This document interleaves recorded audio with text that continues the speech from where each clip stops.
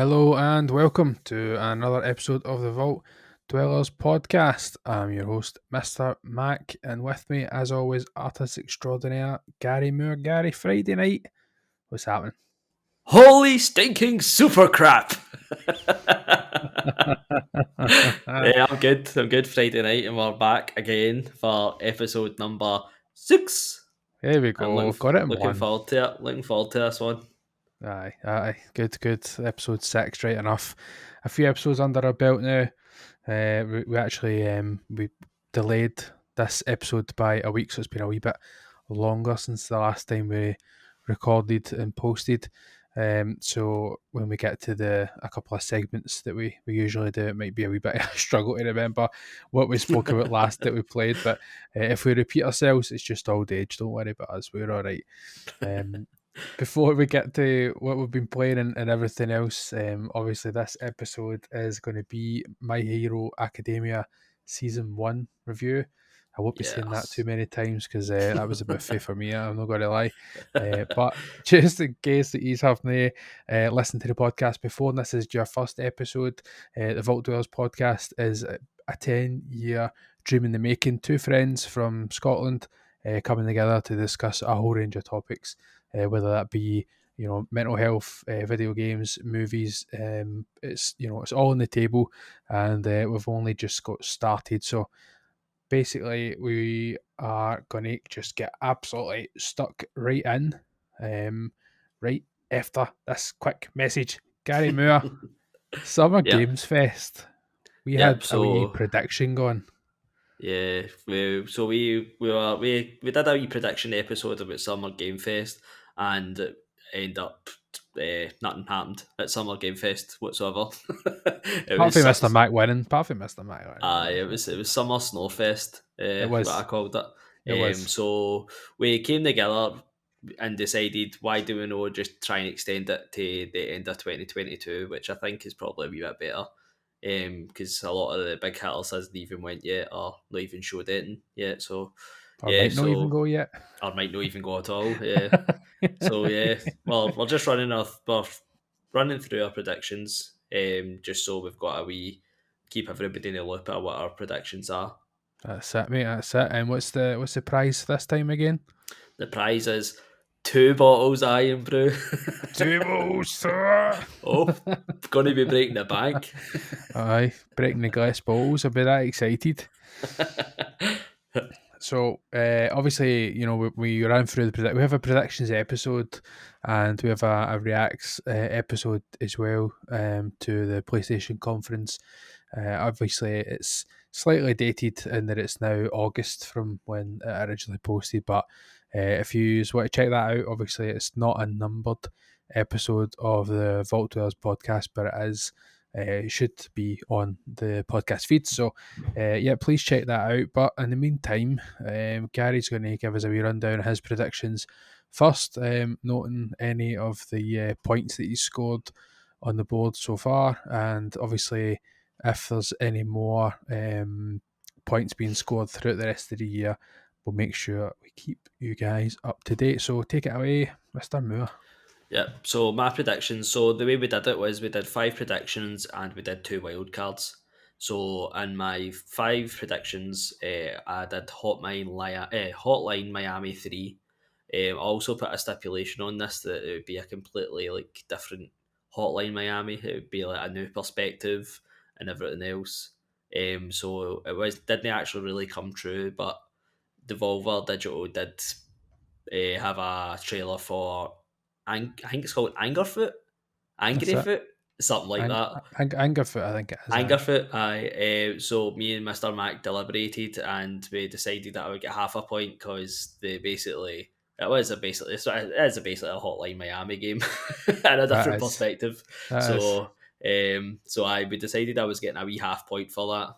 Mr. Mac being so kind. My second prediction was EA was going to bring back Fight Night.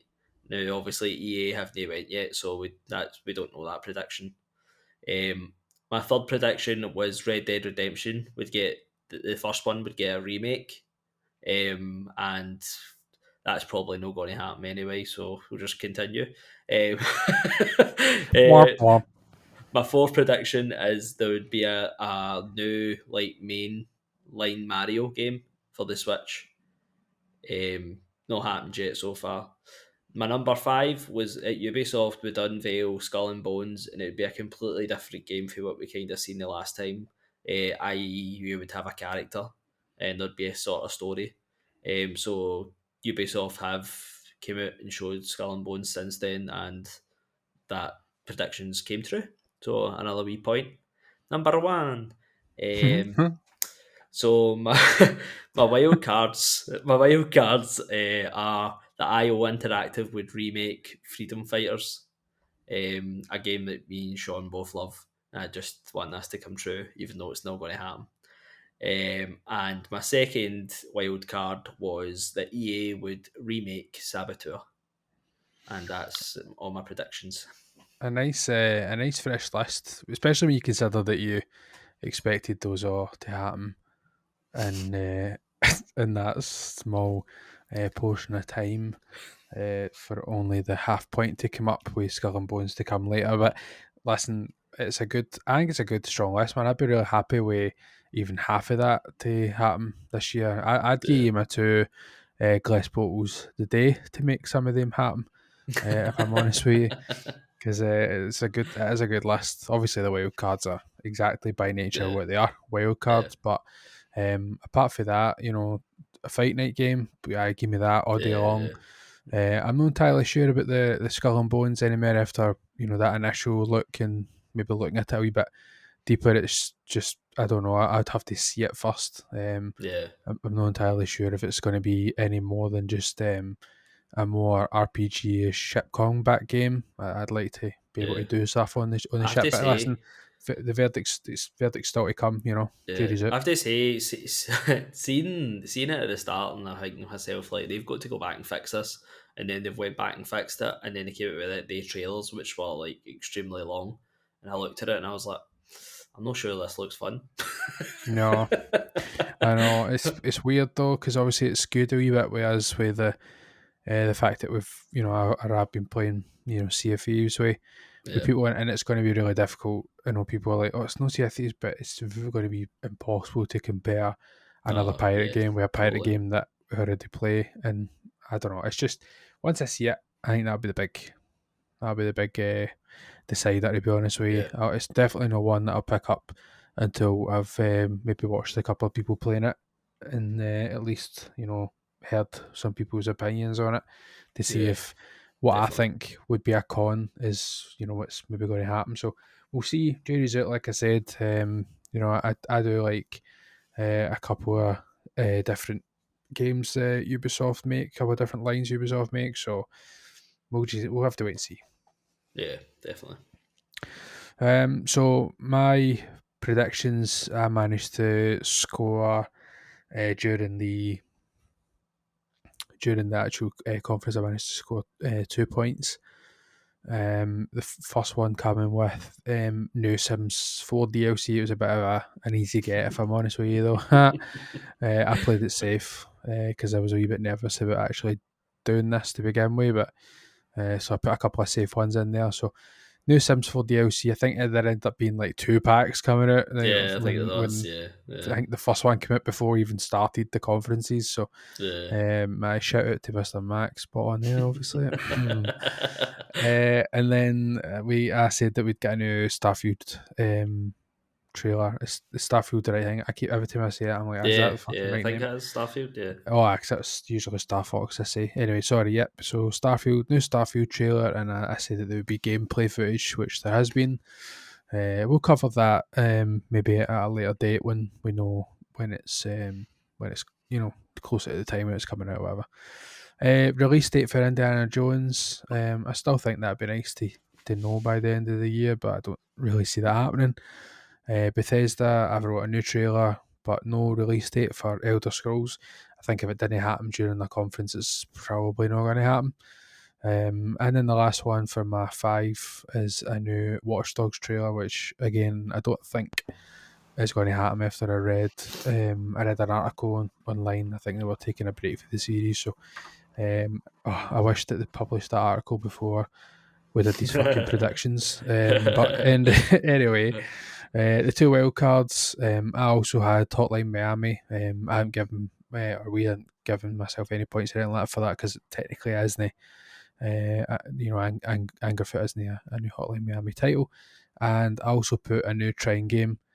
So I've been speaking to the guys at Frozen Bite, and I've been trying to get them to tease or release or hint or anything on Twitter. So if you see these guys retweet and like, make sure we get Trine 5 announcement before the end of the year and seal my ice cold gingy bottle.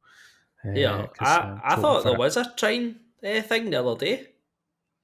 A what? I thought there was a Trine something that came out the other day that they were saying. I don't know if it was maybe DLC or I don't know what it was. I Um, definitely seen something they were talking about it on yeah, the news. I'd liked something on the post I commented on was them saying Trine is now available on, and I don't know where it was Ah, that it right, was all right. available. It's But it just was basically available Trine somewhere else. 4 is available somewhere else. But I was looking at their games, and I think there is actually a Trine game that came out after 4, possibly just DLC. I'm not entirely sure though that I Mm. haven't played, so I'll have to go back and play that. I found the Trine games when I think maybe we were on the second game, and I love them, man. I absolutely love them. So Yeah. I'd love another game. I'd love to actually go back and play them all again, but man, backlog is real at the minute, so fuck Oh, that. did you hear that news? The talk about backlogs. I met you texted us the other day about Hmm? the Sony are making a list that you can put in your PlayStation. Really? So you can let they're beta testing right now lists. So you can have I think it was like 15 lists, and you can just put games in it, and people are like, oh, it's good. It'll be good for a backlog list. So you just Oh, put all these. It must just put rand. I don't know how it works. I'm just assuming it must just be like any game, and maybe tells you if you've got them or they're in the store and what price and stuff like that. I imagine that's what it'll be like. that's quite clever actually when you think about Yeah, it. I like to think my backlog is just the games that I actually own, never mind yeah, games that I yeah, would like to purchase. But yeah, I did have a list of games and on there. I did have a couple of games that were set to release, yeah, so that's maybe an idea. It's kind of similar to like a wish list, but you can combine it with the current games that you have or haven't completed. yeah. So that's pretty cool. I quite like that. We'll see how that pans out then. Yep. Um, so that is our Summer Games Fest rundown. Like I said, we've got a couple of points on the board each, so we'll keep you guys updated. We'll maybe check back in. I don't think we'll update every time there's a difference, but we'll maybe check back in closer to November and then again at the very end of the year. Sounds good. So why don't we then jump to a wee bit of what have we been playing? Now, I did say at the start it's been a few weeks Yeah. since we recorded the last episode. So again, I actually did go back. I know that Gary did, and because I was speaking to the podcast about to a colleague, sorry, at work, I actually ended up opening one of the previous episodes and having a wee listen. I don't think it was the very last episode though, the couch co-op one. It might have been couch co-op. Was that the fifth episode? No, it's fifth. Yep. I was at hobbies. It was No, it was hobbies Couch Co-op. first. It's fifth. Yeah, that's right. You're right. I because Yeah. hobbies, and then we did the couch co-op. So I did listen to that, and I absolutely fucking forget what we were talking about already, and it was only about 6 hours ago. So that's out the window. I don't even know why I mentioned that. But anyway, I did listen to it, and I've completely forgot where it was I was playing in that episode. So, Gary, you jump in, man. What you been playing? Yeah. So as Sean said, it's been a few weeks. So I have completed Maneater. That was one of the games. It's quite. I mean, it's exactly what it says in the tin. You know, you're a shark and you eat stuff all the time, and that's just literally the full game. I thought I was going to get bored with it at the start because it was a wee bit hard actually. And I was like, I don't know if I'm really into this. And then as you progress, you get bigger and you start actually be able to fight all the other animals. And I was like, oh, this is actually getting good now. But it was all right. It probably took me about, I don't know, 8 hours maybe to complete. I wasn't interested in the story whatsoever. Totally skipped all the story. But I completed it. I was quite surprised I completed it. I thought I would, yeah. But yep, done that. Good. Also, I started Stray and have completed that as well. Magic. Um, I quite like Stray. It's quite good. I'm kind of mixed. I've kind of been. I was looking at the like reviews after I played it, and like people are like saying, "Oh, this is like game of the year contender." And I think to myself, if this is game of the year contender, man, we're in for a dire year. I I haven't played it. I don't have the PlayStation Extra, Yeah, so I didn't really. I've not picked it up yet. I'm not in a rush to pick it up. I yeah, think maybe one day when I decide to get extra, it will be on the list of games that I check out. But until then, I'm not overly fussed about playing it. I think I don't know, but I think people obviously it's a nice game graphically when you yeah, see yeah. it. You know, in terms of what you've seen videos and watch people kind of playing it and stuff. But I don't know, it just doesn't seem like it's up there with some of the other games that I've played, but I've not played it, so I couldn't say. Yeah, it's good. You know, it's no hard. It's just it's not really a walking simulator. I was going to say it was a walking simulator, but it's not really. Yeah, you have got like tasks and wee challenges and stuff, but they're no. It's not like you're stuck on them for ages. Some actually say it's a cat simulator. Aye, well, it's it's quite playing the cat's actually pretty cool. That's obviously that's the best part of the game. But like see like jumping, there's a bit of like it's just like this wee old town, and you can just jump up and like top of the buildings, and you know they're just kind of doing like cat parkour. It's actually quite good. It's the movement for the cat and stuff like that, and the way he can like react to like the other robots. This is robots, a robot world that the cat's in. So like he reacts like you can walk by the robots and you meow, and like their wee faces are all like wee shocked faces and stuff like that. Like, when they react to you. But it's a wee cute game. It's like I don't know how long it maybe took me at. Maybe it was about 6 hours or something like that. Aye, I was quite good. I played it start to finish, and I was kind of playing it with my daughter as well. She has got her own save, but she kind of is watching me play mine. And it's been quite a good wee game just to be like, oh, what are you doing now, Dad? And you know, it's one of the kind of games you can play with your family or you can just play yourself, you know. But it's all right. It's a good game. I would say if I had to get a rating out of 10, it'd probably be like a 7.5 or something like that. It's not going to blow you out the water or anything like that. But it's aye. good. It's good. That seems like a fair Um, score. aye. I had PlayStation Extra, so you know it was just sitting there, and I was like, "Ugh, may as well. Everybody's raving about this. So that's why I just thought, let's go for it. I've also been playing Final Fantasy, which I was playing for the last time as well. So I'm on chapter 14, and I know there's 18 chapters because I looked it up before I started the game. So I'm on chapter 14, so I'm nearly at the end. I have to say I'm still really enjoying this game. It is getting to a wee bit of a stage, and I'm a wee bit like, I want it finished now. This comes with every game. Aye, Um, but it's good. The story's really good. I was really shocked that the story's gripped me this much. I really like the characters as well. Like halfway, like this point in the story, like one of your group characters get took away from you, and the person's my favorite, and I was like, oh no, oh, like this is she's. I was like, she's my girl, man. I want her back. aye. Um, but I know it's a good game. I'm going to finish it.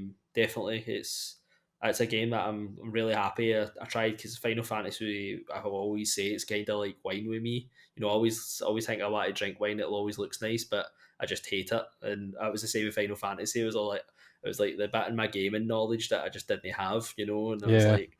I was like, I need to play a Final Fantasy, and I'm glad I did. I'm glad I jumped in with the Seven remake because I'm really enjoying that's it. good. Good that you found that. And also for some reason, because I'm absolute mental, I just started Ghost of Tsushima as well because I just felt like I wasn't obviously gaming enough. Of Um, course.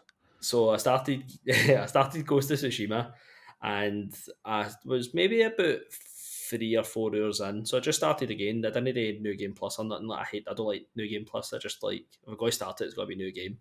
So I did new game, and then I was thinking one night, I was like, oh, do you know, I just want to mess about with my PlayStation 4 save. So I uploaded my PlayStation 4 save and accidentally saved over my new save. Rookie of the year. Can't believe it. I was like 4 hours wasted. I was like, no way, man. Wasn't even worth it. Well, I did go on that night and get the platinum trophy because it pops all your trophies for you as soon as you start your PS4 transfer. So popped all the trophies. So I had to just do one or two things to go to platinum again for it for the PlayStation 5. So I did that. So at least I got something out of it. But I had to start it again. So I'm probably about 2 hours into it again. So need to catch up where I was, which is really annoying. But that's a mistake. I'll not make it That's life. anytime That's soon. life. But that's what I've been playing, and it's been quite a lot. But that's I was maybe like 4 weeks ago since the last time we did a podcast, so bit beefy this segment. That's one for me, but I will try and trim the fat for future episodes. I'll see if I can. I'll see if I can restrict the games he plays. As soon as he starts talking about mobile segments and all that, I'm going to whip this segment off the board. For myself, I've honestly, to be honest, I was thinking about this before I came on. I'm kind of struggling to think when the last time I actually played any games. I've been pretty busy lately, but I do know obviously that I played a wee bit of Horizon. Still kind of enjoying what I played of that, and I ended up purchasing Farming Simulator 22. I'm Oof. quite into the old Farming Simulator games, so I managed to pick that one up, which I'm enjoying. It's different from the previous game, obviously pretty similar in systems and things and graphics, but there's a few kind of minor changes that's made the difference so far. And what they've introduced is a few different elements that I'm looking forward to trying out in terms of production. It used to be kind of purely raw materials, so you would, just plant different seeds, mow them, sell them. That was pretty much it. But now it seems anyway that you can take certain ingredients and I say ingredients, but you take certain raw materials and put them into production buildings, and it could be like a bakery or whatever. So you put wheat and sugar and whatever else, and it can output cakes. I think I don't know if it actually Right, right. produces something like boxes of cakes and then you have to go and sell them. So I have no idea. I don't actually know. I've not done that yet. Yeah. I've just basically been messing about. I did 2 saves. The first save I was kind of playing it properly and having like just how much money that I'm supposed to have, and then just kind of taking it easy and only buying one plot of land and just kind of make my way through that and just building up. But I did that quite a bit on the last Farming Simulator game. I didn't really get anywhere. I didn't get anywhere. I played like 100 hours or something like that. But in the grand scheme, I didn't really get anywhere because I was trying not to rent anything. I was trying just to purchase everything, so it was quite slow. Hmm. So I made a second save because I'm sad like that, and it's basically like you can do this thing where you can get like you can become government funded, so you can put these posts down, and the government gives you money every month, so you don't actually need to worry about what you're outputting. Hmm. So I did that and bought a couple of fields and get myself set up. I don't know if I'll keep playing that. I think I'd like to though, but now that I have money, a good amount of money, I'll maybe take those sticks off of the property so that I don't just keep getting money, and it'll just be like right, Yeah. in my head anyway, it'll just be right. Somebody's put a cash injection in. I need to make this money last. I need to buy XYZ, and I'm going to do this industry and this industry. So I'm going to try and do. I was going to say I'm going to branch out because I'm going to go and cut down trees and stuff, but I think my mind just mentally went, "Don't fucking make that joke." But I've got to try and get into the forestry thing. It wasn't that lucrative in the last game, so I didn't really go anywhere near it. But I quite like the idea. It's a bit challenging, different gameplay and stuff compared to to what I was doing in the first game. and they've introduced vineyards for grapes and stuff like that. So I'm gonna because that's a new element in the game. I'm definitely gonna get stuck into that as well, just to see Right. what's involved in that. But other than the two games, maybe some online Sea of Thieves stuff. I haven't really played any games. I need to get back into it though. I'm hopeful that I'll maybe be able to play tomorrow night, maybe Sunday, and try and introduce some gaming through the week. So we've got some more updates for the pod as we move forward. Yeah. Yeah, Do you know, that's been a big reason for me probably playing a lot of games recently.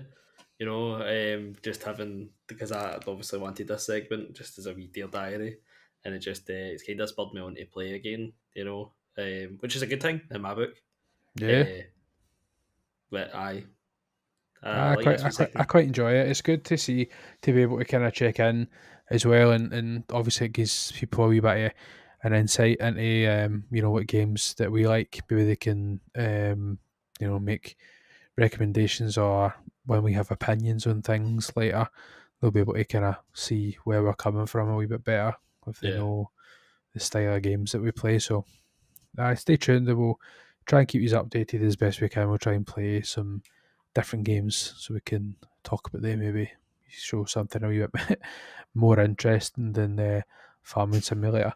But that's what we've been playing, and obviously, it's just everybody each their own. But don't fucking come at me, right? I swear, don't. No. The Farming Sim's good for me. I like it. It's a good chill game, but it's definitely not a game that I would like to play too much.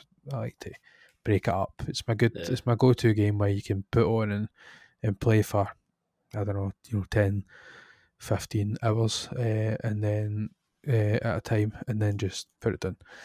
Yeah.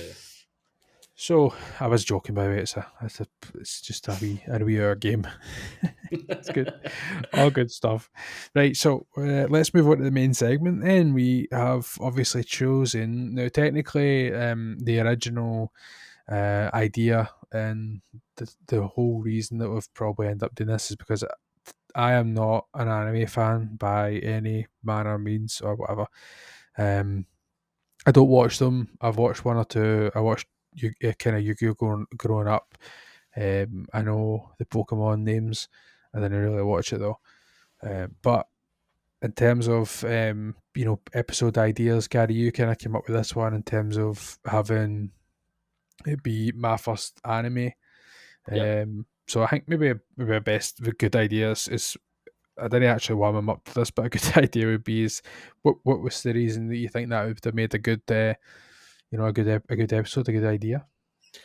I just, it's one of the things I think that you're slightly interested in when I talk about it, and you're like, oh, what's that about? And you ask me, and I'm like, he's got a wee interest, but Mm. he needs that push into it, Aye, he needs that push into this web world. aye, And I just felt like this is a segment. As you say, this was one of the ones I thought of. What was pretty much at the start.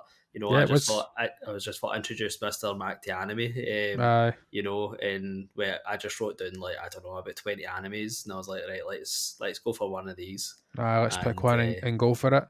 and well, I was kind of telling you about a few of them, and this one just seemed to be the one that you were like, it sounds really good, sounds I've, interesting. I've heard a few people talk about obviously when it had first came out. Kind of people in the kind of furry world, I think, were kind of talking about it, and they had kind of gave opinions and thoughts and stuff. I don't even remember one sentence that they spoke about, so Yeah, I wasn't warped by what they had said. But in terms of watching anime and doing that kind of thing, I was keen on checking one of them out. So yeah, we had originally thought about doing Gary's favourite, which is One Punch Man, yeah. and I think you'd kind of decided that this was a wee bit easier for access wise in terms of Yeah, definitely. maybe on One Punch Netflix. Man seems to, I don't know why, it just seems to be a really hard like thing to get a hold of. Unless you want to pay like through the roof. I don't understand what's the problem? It was on Netflix for ages. Season 1, season 2 has been out for about 3 or 4 years, and it's never came to Netflix whatsoever. I've still never even seen season 2 because of it. The Right. time I got a chance to watch it, and it was in subs, and I was like, I can't watch this in subs. Aye. They speak too quick for me sometimes. That's a big debate, by the way, in the anime. Um, the anime crowd is the sub or dub. I always watch everything and dub because I usually watch it in bed, so it's always something I just like to lie and just chill out with. Yeah. That's just the way I watch it. So it's funny because I used to work with a guy who's like he was like I'm a sub man, He's a and purist. he's like I'm a sub man, and like he was talking about like Dragon Ball Z, and he's like I was like oh aye, all the voices and stuff, and he's like what do you want? And I was like, oh, I dub, and he's like, no, that's not the new voices. Like the new voices are in sub, but but aye. But I thought that's a good season start. Just pure access as well. It's on Netflix and it's on all the rest of the anime kind of things like Funimation and Crunchyroll. So if anybody's interested, you look at season 1 on Netflix, or as I said, the rest are on Crunchyroll or Funimation, which is easily accessible. Good. That's a good place to start, and probably the anime's home. To be honest, is Crunchyroll at the minute. Yeah. So let's get started then. Obviously, we have our own kind of format for the show, and we might kind of jump about a wee bit in terms of when we're speaking about the characters initially, but we will, try to do our best to just keep it solely to character discussion. Then once we jump into the kind of main story stuff, we'll maybe start hitting some of the points and going back and forward. But I thought we'd start off with just speaking about well, actually, I wrote on there to speak about the main characters and stuff like that. This might be a wee bit difficult for you. Mm-hmm. The first kind of point I was going to make was, although I just wanted what was your overall thoughts of My Hero Academia? Obviously, you enjoyed it enough to put it on the list and that, but and it was second to One Punch Man just Yeah. for obviously reasons that we've just went over. But what's the reason that it seems like it scores or sits so high on your list, just for an overall high level view? Do you know the thing about this TV series is, TV series is, do you know, it just builds and builds on top of the characters. You know, like first season wise, like you're starting to just introduce a few people, and it's quite slow. It's not no slow. I don't mean slow, but I mean to show you some characters. Like you obviously see the class, but you only ever really get to know about 6 of them, and Yep. every season it just builds and builds and builds, and not even just the class, it'll start to build out to all the other superheroes and pro heroes and the villains, and it just builds, and you end up seeing characters that you're like, he is the coolest character, but you'll never see what his quirk is, Aye, aye, and you're like, I just don't understand how I can be so intrigued about a character that I know nothing about, but he just aye, looks cool. aye. um Might it's never it's see him again. but you might only ever see him in one episode, and that's it. He's away. But no, it's a really good TV season that I've seen it. What's I've seen it up to date. So, and it's really good, and it actually probably just gets better and better. The first season, I wrote a wee note there with what I remember the first season like, and I always I was writing like, oh, this character annoyed me and this character annoyed me. And when I rewatched it, I was like, none of these people, all the stuff that I wrote down about the first season, what I remember isn't what I feel now. And I think that's just because I have obviously the nuance of watching the rest of it, that I Yep. just so used to all the characters now. Aye. That stuff that did annoy me at the start doesn't annoy me, but I They say that about stuff. I mean, obviously, if you watch just say like a show like The Office or whatever, and you yeah see a character and you're like, I'm not too keen on them, and then by the end of it, you're quite into them. Parks and Rec's actually a good one for that as well, where you meet certain characters and you're like, oh, they're really good. I quite like that character, and then maybe you go off them, or I'm not overly keen on them, and then you watch it again, and you're like, oh, they're freaking amazing, even though it's just Yeah. the exact same stuff as Yeah. before. Yeah. So for me, obviously, just for a high level, I just really tried to get into this, man, but I don't know, man. It's just I'm kidding on. It's one of the best things I've ever watched, man. Just roll on season 2. I'm starting it tomorrow. I've got to go and play Persona and everything. That's fucking next up. No, I did really enjoy it. I messaged you after episode 1, and didn't. I was like, I'm not into this. None of this whatsoever. Yeah. Just didn't sit right with me. But funnily enough, I had a wee bit of time tonight before I started, or when I was having dinner before I came upstairs, and ended up watching the first two episodes, I think it was, again, just as a wee kind of memory jog on the Mhm. first episodes, just in case I wasn't paying close enough attention, and similar to what you just said there, I actually didn't really mind the first. It annoyed me the first time I watched it, but Yeah. when I watched it the second time, it really didn't bug me at all, actually, Yeah. which is quite strange. Yeah. Do you know the other thing about this TV season as well? Like, I didn't really remember the first season being so stylish. I remember the other seasons being so stylish, but see, like when it introduces the characters, or like they're doing like a special move or whatever, and like all these colors come in, and it's just like a pure, it's like pure eye porn, um,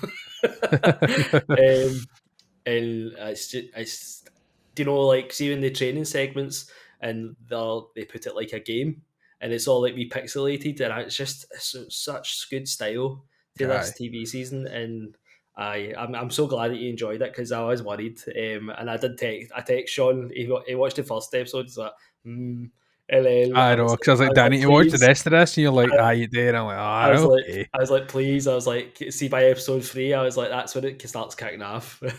Aye, I was already hooked by the time that I was I got to that point. To be honest with you, I think even episode 2 was even enough for me to be like, oh yeah, I'm Yeah, in. I'm in. I yeah, like the speed. I like the way this is going here. Just when you mentioned the style, before we get into the characters, I thought the art style was, I'm not an animation nerd or anything like that, or I don't know that much about animation, but it looks hand drawn to me. I don't know if that's the case, but it's pretty neat. It's a pretty good. I think they choose the right times when to really break out the style and the colours. And in terms of the early episodes, I think they kind of kept it quite mundane and stuff when they're around, the kind of casual people in the streets and stuff like that. And it seems obviously that they kind of bring the kind of palette out more and more as they get further into the series. But I did really enjoy it. I think it's quite a nice style, and it's quite hard to get used to. Obviously, it's that kind of anime trope, like when it's quite pretty normal kind of looking, and then when there's like a severe reaction to something, yeah, yeah, it's quite over the top. You know what I yeah, mean? So yeah, it's yeah. it's anime. It is what it is. I understand it's not going to be for everybody, but and it's no something that I'm like, oh, that's quite cool that they do that. The big tears that could fill a room Yeah, and all yeah. that kind of stuff. It's a bit strange, but it's an anime, so it doesn't really take anything away from my point of view, anyway. Do you know it's funny? Like I mean, I'm pretty. I would say I'm pretty new to anime. Actually, I've only started watching anime maybe the last couple of years, maybe 3 years. I've been sitting watching anime now, but I'm still pretty new, because I mean, a lot of the animes have got like 100 episodes and stuff like that, like 100 plus. So I'm just making my way through them. Is like what you should like animes you should watch. Um, but it's funny, like you were saying that, like I don't even notice when they do the wee faces and all that anymore, just because I'm so used to them throughout other animes but I know what you're talking about, like when they do like the wee like shock face, and it's just like wee droopy eyes and stuff like that, like Aye, shocked. aye. I think Sorry. about the episode, like the first episode, um, when the teacher's talking about going to the academy or whatever, and he mentions that, oh, you're going to the academy too, and like like the whole room, like it's like over the shoulder, like just behind, all the characters, like half the room's heads are like massive and stuff because it's trying to exaggerate that everybody's laughing at him. Do you know what I mean? So how do you do that? You just make everything in your face, and that's exactly what they've done. But I don't think they overuse it or anything like that. But I just wanted to kind of start with that as some overall thoughts. The only other thing I had before we get into the characters, sorry, is I did write down a note to do with the subtitles.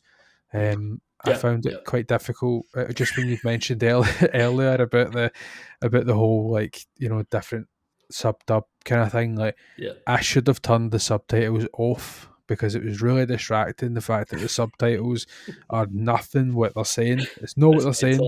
Absolutely It's mental. completely different. And it's like so different. And I'm like, what's happening here? Like when I was listening and trying to, because that's just how my mind. I'm not always watching. Sometimes if I'm messing with my phone, or I think one or two episodes I was actually like making dinner, doing dishes, that kind of thing. But so it was fine there. But if I'm actually like sitting watching it, my mind just instantly tries to read the subtitles, and it's like this isn't right.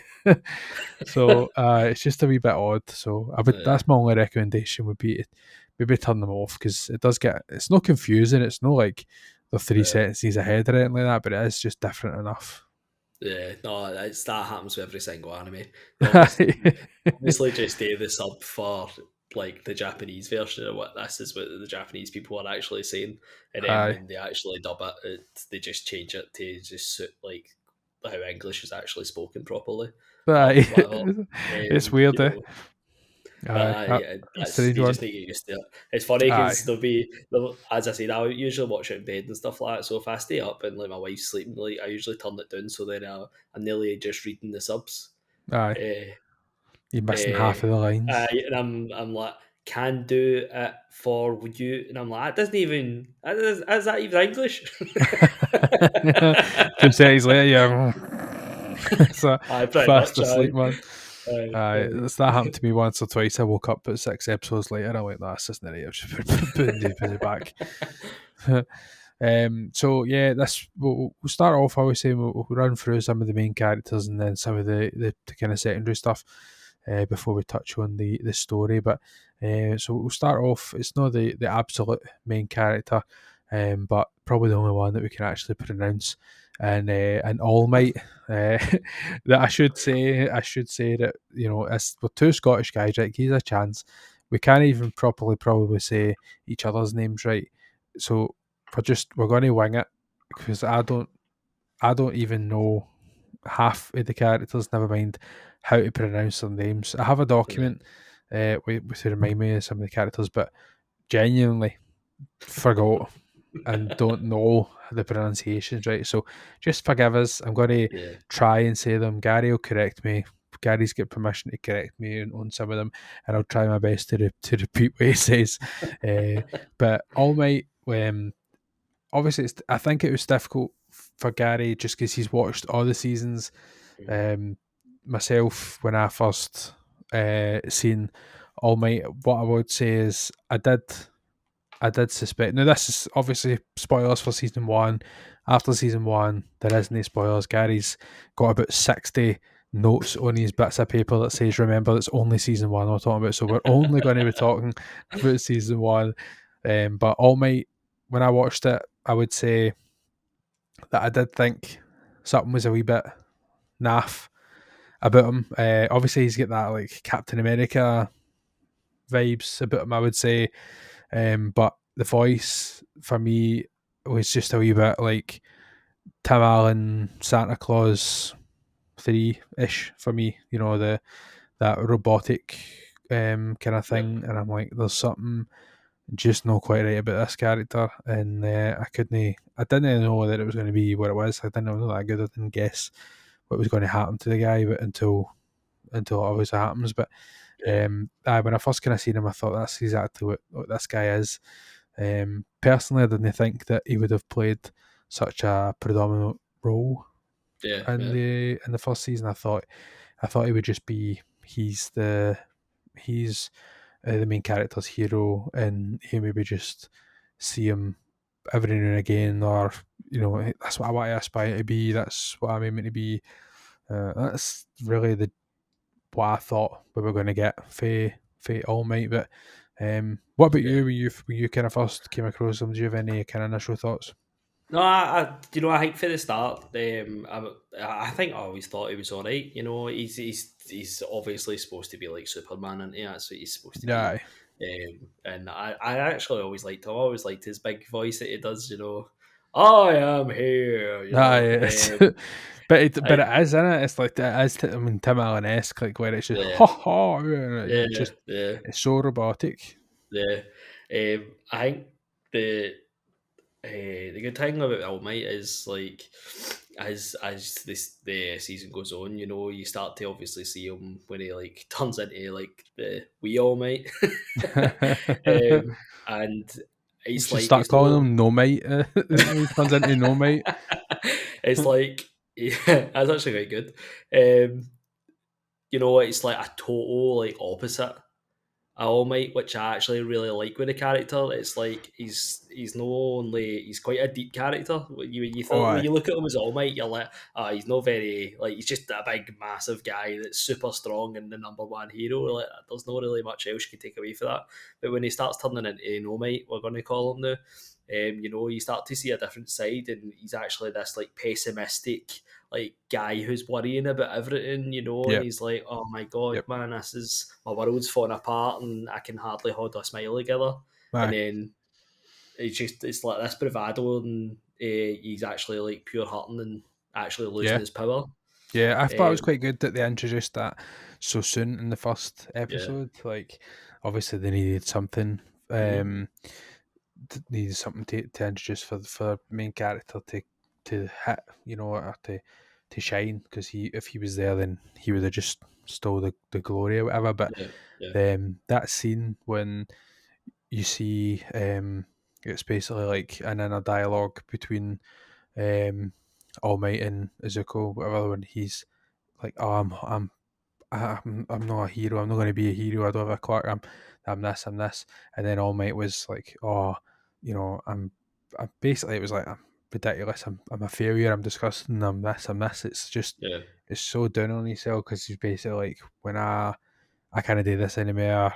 Do you know what I mean? I'm shit. That was yeah, basically what it yep, was. So I'm yep, shit.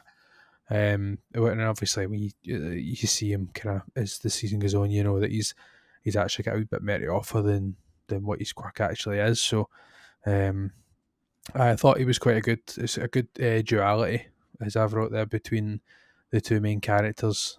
Just yeah, because they did have, both of them have that kind of feeling of worthlessness. They just don't, yep, you know what I mean? They just don't have totally, that totally, that kind of confidence until obviously he is All Might, and it's it's that Captain America Supermanism comes out. yeah, yeah. Aye. As what you said there, it's a good relationship between them, because you've got All Might who's losing his power, and as Midoriya who's like gaining the power. But as you said, the both of them feel totally like worthless, because All Might's losing. He knows he's losing his power. He knows he's getting slower. He knows he can't control it as much anymore. Then you've got Midoriya who can't control this power either, and every time he Hmm. uses it, he's breaking himself. So no, it's a really good dynamic between both of them. It's the student, like basically like a dad. He's like a father figure to him, and try to teach him all his ways, because he knows he's only got this limited time that he can do Yeah. it. But no, I really like All Might. All Might is he's probably I'll just not continue that. Fair enough. Fair enough. I liked him as well. I think he was probably the shining star of the first Yeah, episode. The first season, I would say, just because his story arc is pretty good, and that he yeah, was obviously ends up a teacher in the academy, yeah. and he's kind of wrestling with that as well in terms of And what that means for him. all his battle sequences are absolutely amazing as well. Even at the start when he's fighting that sludge monster, see when he's just running through the sewers to find him, and then he just pops out the sewer. And he's just like, there you are. And they just bang, punch, and that's it. Like, he just turns them into mush. It's just, he's so good. And I love how he always shouts. He does all his big, Detroit smash, and all Aye. that. I love all that. And his fight at the end with the Nobu is just is superb. Like, see that, you see when they're all, you think to yourself, oh no, this is going to go bad, and it's just building the tension with all the, oh, one of the Wayne's going to get killed, what's going to happen to this class, and then you just, doors get booted open, boom, there he is in his big yellow suit, and he's just like, Aye. I am here, Aye.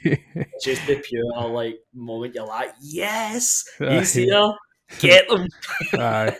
It's strange. It's strange. Obviously, and we'll leave that there until the end of the story discussion on what happens there. But it is one of the moments that you're like quick, like you just have, because obviously at that time he's I think he's in the headmaster's office and whatever Yeah, else, that's and you're right. just like just go and check in on them, go and see Yeah, like what you doing, like come on.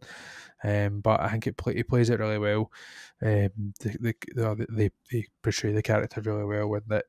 He's still wrestling with the fact it's like, no, I just need to play it out. I need to let it go, and I need to let these get, I need to know when to support them and know when to leave them be. Like they're training now, and I need to rest up and whatever else. So it's pretty good yeah, that they managed to kind of have that come into, like, rather than just going and chatting, why he's no chatting, because he's trying to become a better teacher, and yeah, to do that he has to rest. So I appreciated a wee bit of All Might, and I'm sure we'll cover much more of his points during the main story discussion. But next up, obviously, we have I'd say the true kind of main character of the first season, and yeah. the man with about 16 names, because I absolutely struggled to keep track of what his actual name was. So is his first name Midoriya, or is it No, Izuku, or what? it's Icicle. It's So it's Icicle Izuku Midoriya. Midoriya, and then so that's the one thing I was going to ask, because obviously I wrote the first time because I was like, what are they saying? And then obviously the other boy calls him, Kajan calls him Deco, which Deku. we don't Yeah, Deku. Sorry, we don't yeah. know that's like a slant, if you want to say that. He's slagging him basically. I don't Yep. know if you do. You know what that word even means? Like, No, I don't. I've never actually looked it up. I just know that, as you said, like, it's not until Kajan, he the says it though. It's not until he aye, actually turns he around and just says he's he's just slagging trying me. to use it. Aye, Aye, exactly. Aye, I think he says another couple of the students, like, he's like, oh, he calls me that because oh, he's just trying to slag me basically, and they're like, that's quite a cool name, and he's like, aye, all right, aye, and aye, they cool, kind that's of go fine. with that, Aye, which is cool. But I think I don't know if it's. I'd kind of thought maybe it was a localization issue that we just don't know what that term means. Like obviously we would maybe know if it was in English or something, that kind of yeah, name.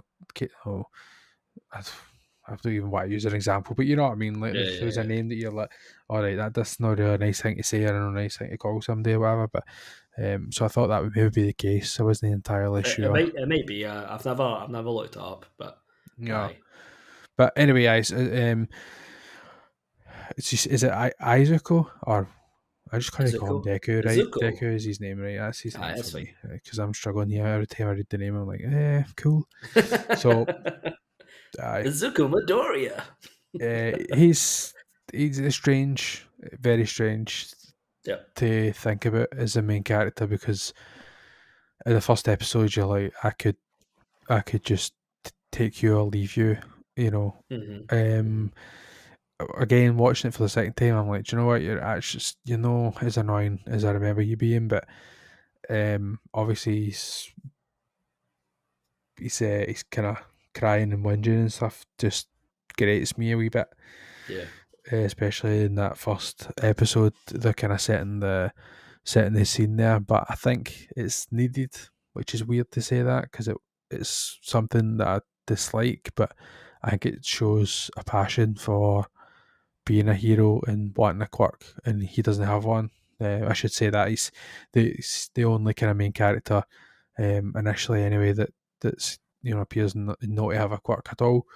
Um, and it's one of the things that he's basically been, when you see him, he's always, raving, ranting, raving to a flaw. Actually, he's obsessed with heroes, and everything about quirks and stuff. So the fact that he's not got one is causing him obviously great, pain and determination to still be a hero despite what anybody else says. So it's weird. I don't like the greeting, but at the same time, or the crying, I don't. But at the same time, I think it is needed.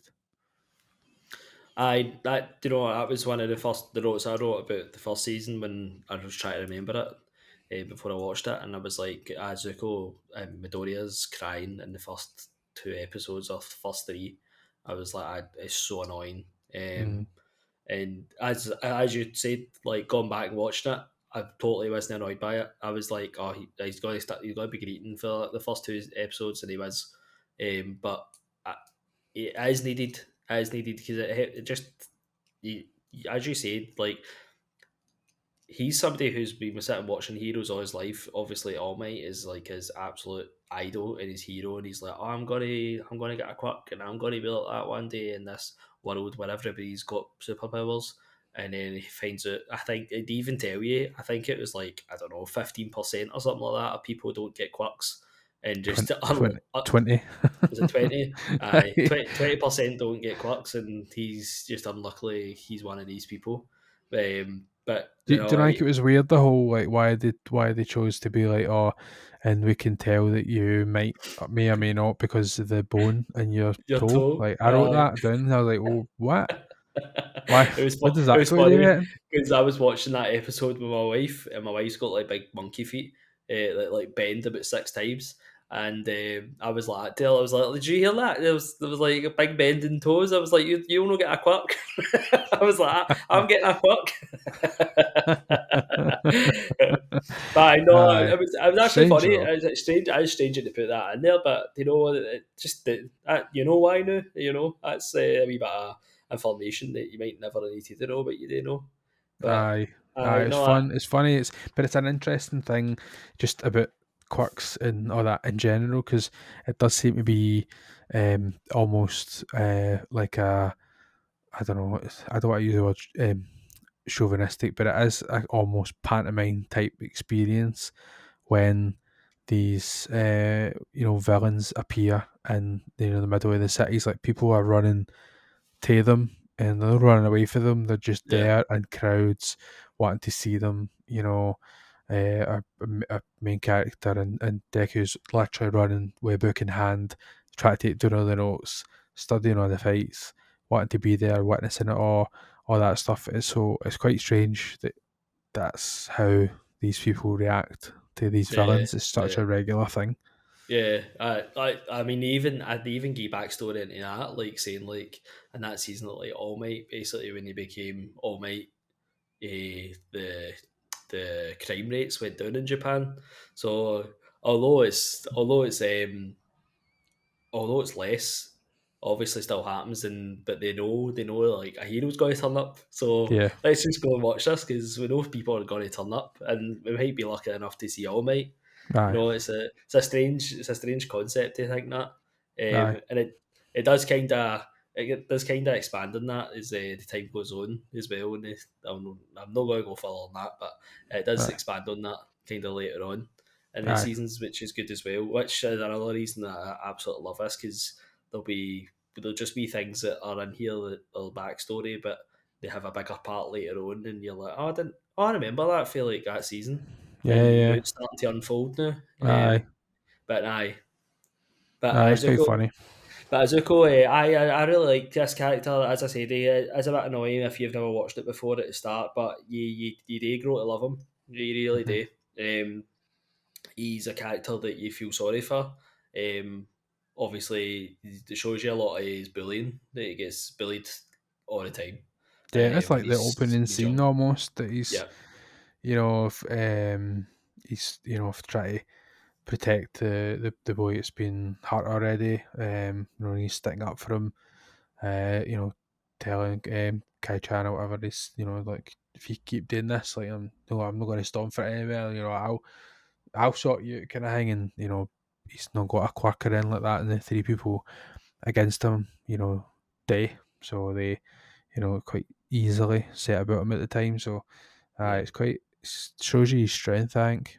Yeah, I think he's quite a good character, but as well because he's smart as well. You know, it's not just all bravado and all like I'm so strong or whatever like that. He's actually got like a bit of smart and awareness about him. As you were saying, like he's got this book all the superheroes and kind of how they fight and whatever else. And it's not just superheroes. You know, he's been doing that for his classmates and like Kachan and all that kind of stuff. So that uses all this kind of knowledge in his fights and stuff, which is obviously helps him out in all these scenarios that he gets himself in. But Yeah, no, yeah. he's a good character. As the season goes on, you definitely just feel like he's definitely the main character. And you genuinely do like him by the end of it, and as it continues, you just even like him even more.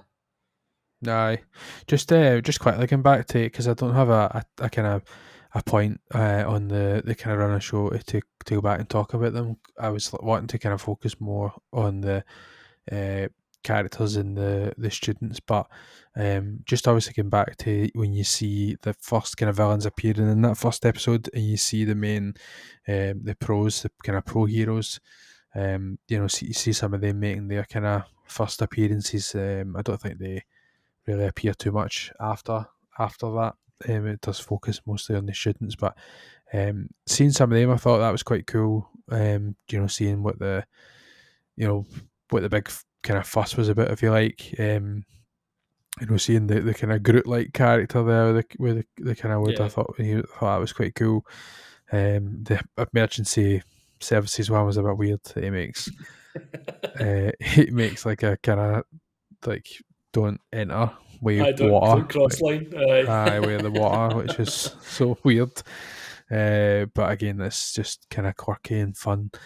It's obviously just to show him off, kind of thing, to Yeah. see what he can do. And then obviously you have a few other ones. I thought just it was quite a strange thing though, the whole Mount Lady thing. I thought that was a bit weird, but right away off the bat, I think that must be 10, 15 minutes in. There's just this big woman with this big giant booty. Aye, And aye. that's quite clearly what they were kind of trying to focus on with the shots. Yeah, yeah. And then I think the only other thing I would probably mention about her, which I couldn't stop laughing at the time, was when the sludge monster reappears and she's walking towards it and just stops. And she's like, "Oh, my only weakness, it's got to be a 2-lane road that I can walk down." And I'm like, "Oh, you're joking." I'm like, "You're joking me, man." I was like, "Oh, that's where we're going with this, are we?" Yeah. And she's just standing there like nobody able to do it, which I just thought was quite strange. It's funny though. It is funny, and I think Yeah, that's they're obviously trying not to take themselves too seriously. But aye, just it's they needed that to be like, yeah, why is she not doing anything about this? yeah, And obviously she helps later on by shielding the people for All Might's gust when he's taking out the guy. But I just thought that was quite funny, man. I thought it was worth yeah. mentioning. I'm glad that you're picking this up already. Like all these like things. That's what I said to you before. Like I mean, last year or year before when I watched this, I was like, do you know the thing I love about this season is you see, as I said at the start, you see all these superheroes that you might only see for a few episodes, then you never see them again. And Yeah. that's actually one of the things that I totally love about this TV series is that's that exact reason. You know, like um, that happens throughout the entire thing, and they might reappear for one episode and like the full season, then that's it. They're just one episode, then they're away again. But I love that you're already picking up on that because that's actually I think that makes this TV season so special. It's not just Hmm. about the class. There's a total full world out there of people. Yeah. Yeah, I don't even think, I mean, even when they're talking about the class and stuff, I think there's a good range of people in the class for them to go around. Like, so you maybe see a character and you're like, oh, you're gonna, they're gonna use you quite a bit, and then you kind of rarely see them for a couple of episodes, and they'll kind of pipe back up again. It's Yeah, yeah, quite interesting to see that, if I'm honest with you. But I go back to Izuku and his kind of whole arc. I think the majority of it is just plagued with his ongoing battle. It seems with is it Kachan? Like, Yeah, but you're probably better call him Bakugo. Bakugo. oh, I don't know about that. Hold on, So his name's Kitsuki Bakugo Kachan. Bakugo. That's good enough. Let's just go with Aye. Bakugo. So yeah, his whole kind of ongoing battle with him. I thought the first episode that they had, obviously he gets captured and um, you know, he comes Deku comes to his rescue, whatever. I was like, is he going to like be like, oh, you know, thanks, but only really like in private type thing. Then like he chases him down the street and he's pure, no, I don't think you're better than me and blah blah blah, and then he goes away again. I'm like, I don't know, man. It just feels like it's forced. Like Yeah, it's so heightened. The hatred is so heightened, but do you know what it's like to me? It's like in like Harry Potter when you've got the kind of the purist and Draco Malfoy, like where he's like everybody that's beneath, everybody that isn't as good as me is beneath me, and yeah, but yeah, he's looking at like people who don't have magic, like the kind of muggles. It's like they're disgusting. And yeah, that's what it feels like to me. And I don't know. I think as well. Obviously, he's been his friend for years, and in terms of the obviously the quirk that he's got, the kind of explosive quirk. I actually thought at first it was like some sort of fire thing. It wasn't until he obviously he's got his costume that you see that it's proper explosive stuff that he's got. But when I was kind of watching it, I felt I don't know I felt like his bragginess was like, I don't know, made to seem worse than it actually was. Uh, just to obviously like kind of rub it in his face. But I think a lot of it, you've got to think about it. I mean, imagine having a a friend that's just there and all he does is talk about heroes 24/7. yeah, Imagine that'd be really great. yeah. Do you know, like what you're saying as well? Like you have to imagine, like this boy, Bakugo's like he got this quirk, and everybody, you even see it for the like nursery, and everybody's saying it, like teachers and all that. They're like, "Oh my god, this is such a good quirk you've got, or you're going to be a top hero one day." So he's been told this for when he was Aye, like pretty much a toddler he's that strutting he's going already. to be this. He's got himself. I'm going to be number one hero for when he was like 5 years old. And then obviously he's had Midori as a pal, but I would say even as a pal, I don't know if they were actually pals. I mean, that was he just bullying him? I think he was bullying him for most of Aye, Deku's life, yeah, and like that. For example, when Deku goes and saves him, he's seen it like, "How dare you save me? Like I'm stronger than you. Like how dare you even think you can try and save me when I've got this amazing quirk, but aye, you're just nothing. quirkless and you're nothing to me and you're trying to save me." It's funny with Bakugo because I see what you're saying. I'm like, that's exactly the way I felt in season one, and I was like, you're a pain in the arse. But I also think the TV season's quite good for it because, and when he goes to the high school, um, the all the other people actually don't particularly like him, That's what I like about it. which he was the popular boy in like the primary Yep, school, and then he goes to the high school, and yep. everybody's like, "What is this guy all about? Like, Aye, he's a pure idiot. Like, why is he pure shouting and pure aggressive to everybody? What's this guy about?" aye. Which He did a is a good job of total that. turn for him. Aye, totally. Deku somehow becomes the popular one in school. It's a total flip, which even annoys Bakugo even more. Oh, aye. Um, so He's ready I to rip his throat out by that point. That the only thing I'll say with my fuller knowledge is with Bakugo is, Bakugo, I don't think he really ever changes, like personality wise. He's always kind of the same, but he turns into that person where you feel like you're integrated into the class, and you're like, do you know, he's an idiot, but he's your idiot, you know. Aye, aye. No, I get that. I get that. I definitely get that. Now, obviously, you mentioned there about the other people in the class. And I think predominantly we are introduced in probably mostly around the two other kind of heroes in Deku's kind of gang, if you want to call it that. And I don't have the pronunciation for them. I know who they are. Tenya is one of them in it, Yep, Tenya Ida and the other one. is Okacha Uraraki. Right, okay. So I literally have the back. Would never have told you that's what the names were, but obviously she's got the zero gravity Yep. quirk, and he's got the kind of speed thing. I thought honestly, I was like with Tenya in particular, I was like, I don't want you to get in to this academy because I don't want to have to deal with you anymore. But obviously, you start to. I think it honestly takes like one episode into the academy. You're like, oh man, I like you because he's like, Yep. it's that whole like, stereotypical.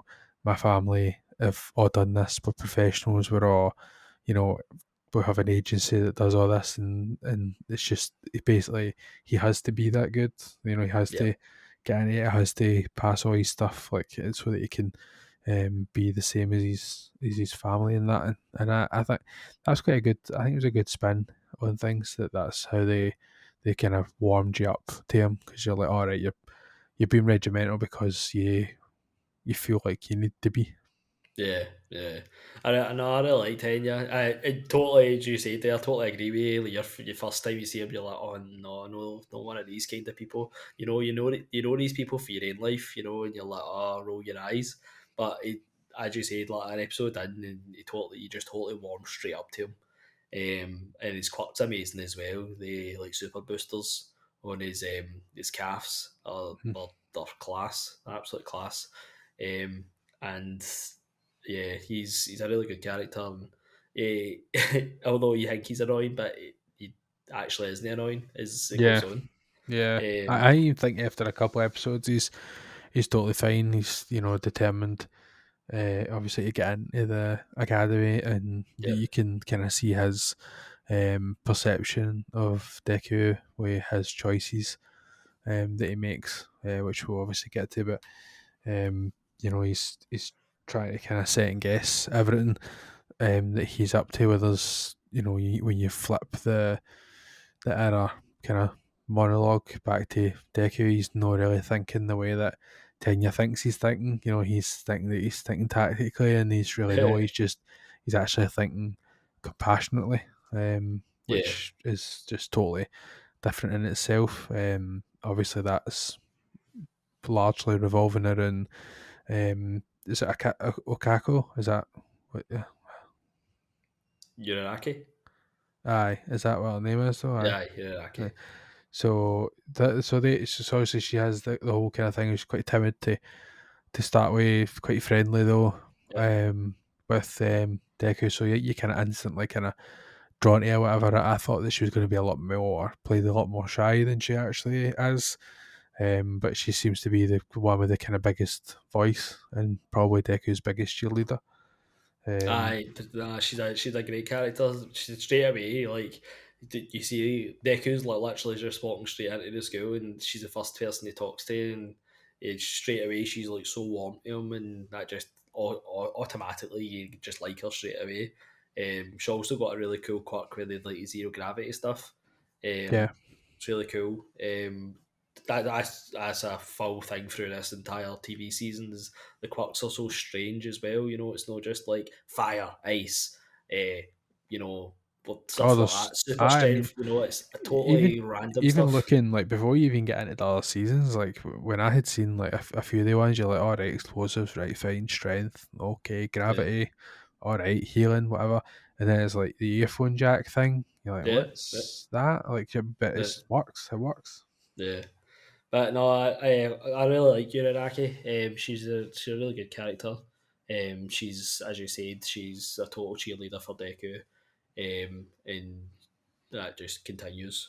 Aye, And no, no, even like as a like the helpless female like no, not at all. protagonist. That's like, oh, you can do it, and all that. Like in Pokemon, where you see the kind of sidelined lassie that doesn't actually do it, and like she's Yeah. just there to kind of cheer on. Like it's not that at all. She holds her own. She's plays probably the defensive game as well, pretty well, and you actually think that that's what our quirks largely, or I felt like that's what our quirks largely are going to be used for, because it's like, making sure that he's doesn't fall to the ground, and it's Yeah, quite a supporting class type role until you see yeah, her absolutely wrecking shop in the training, yeah, and she just owns it. So you can see where the threat comes from. So I think she makes a good, uh, I would say a good main character. I don't think she's a supporting character. She's pretty much a good main character through the academy and into the final parts of the first season. yeah, definitely. Aye. So obviously we've mentioned a few times the academy and the fact that All Might is a teacher in the academy. So you would probably think, well, two and two together, he's going to be his teacher, which is right in a sense. However, there is like a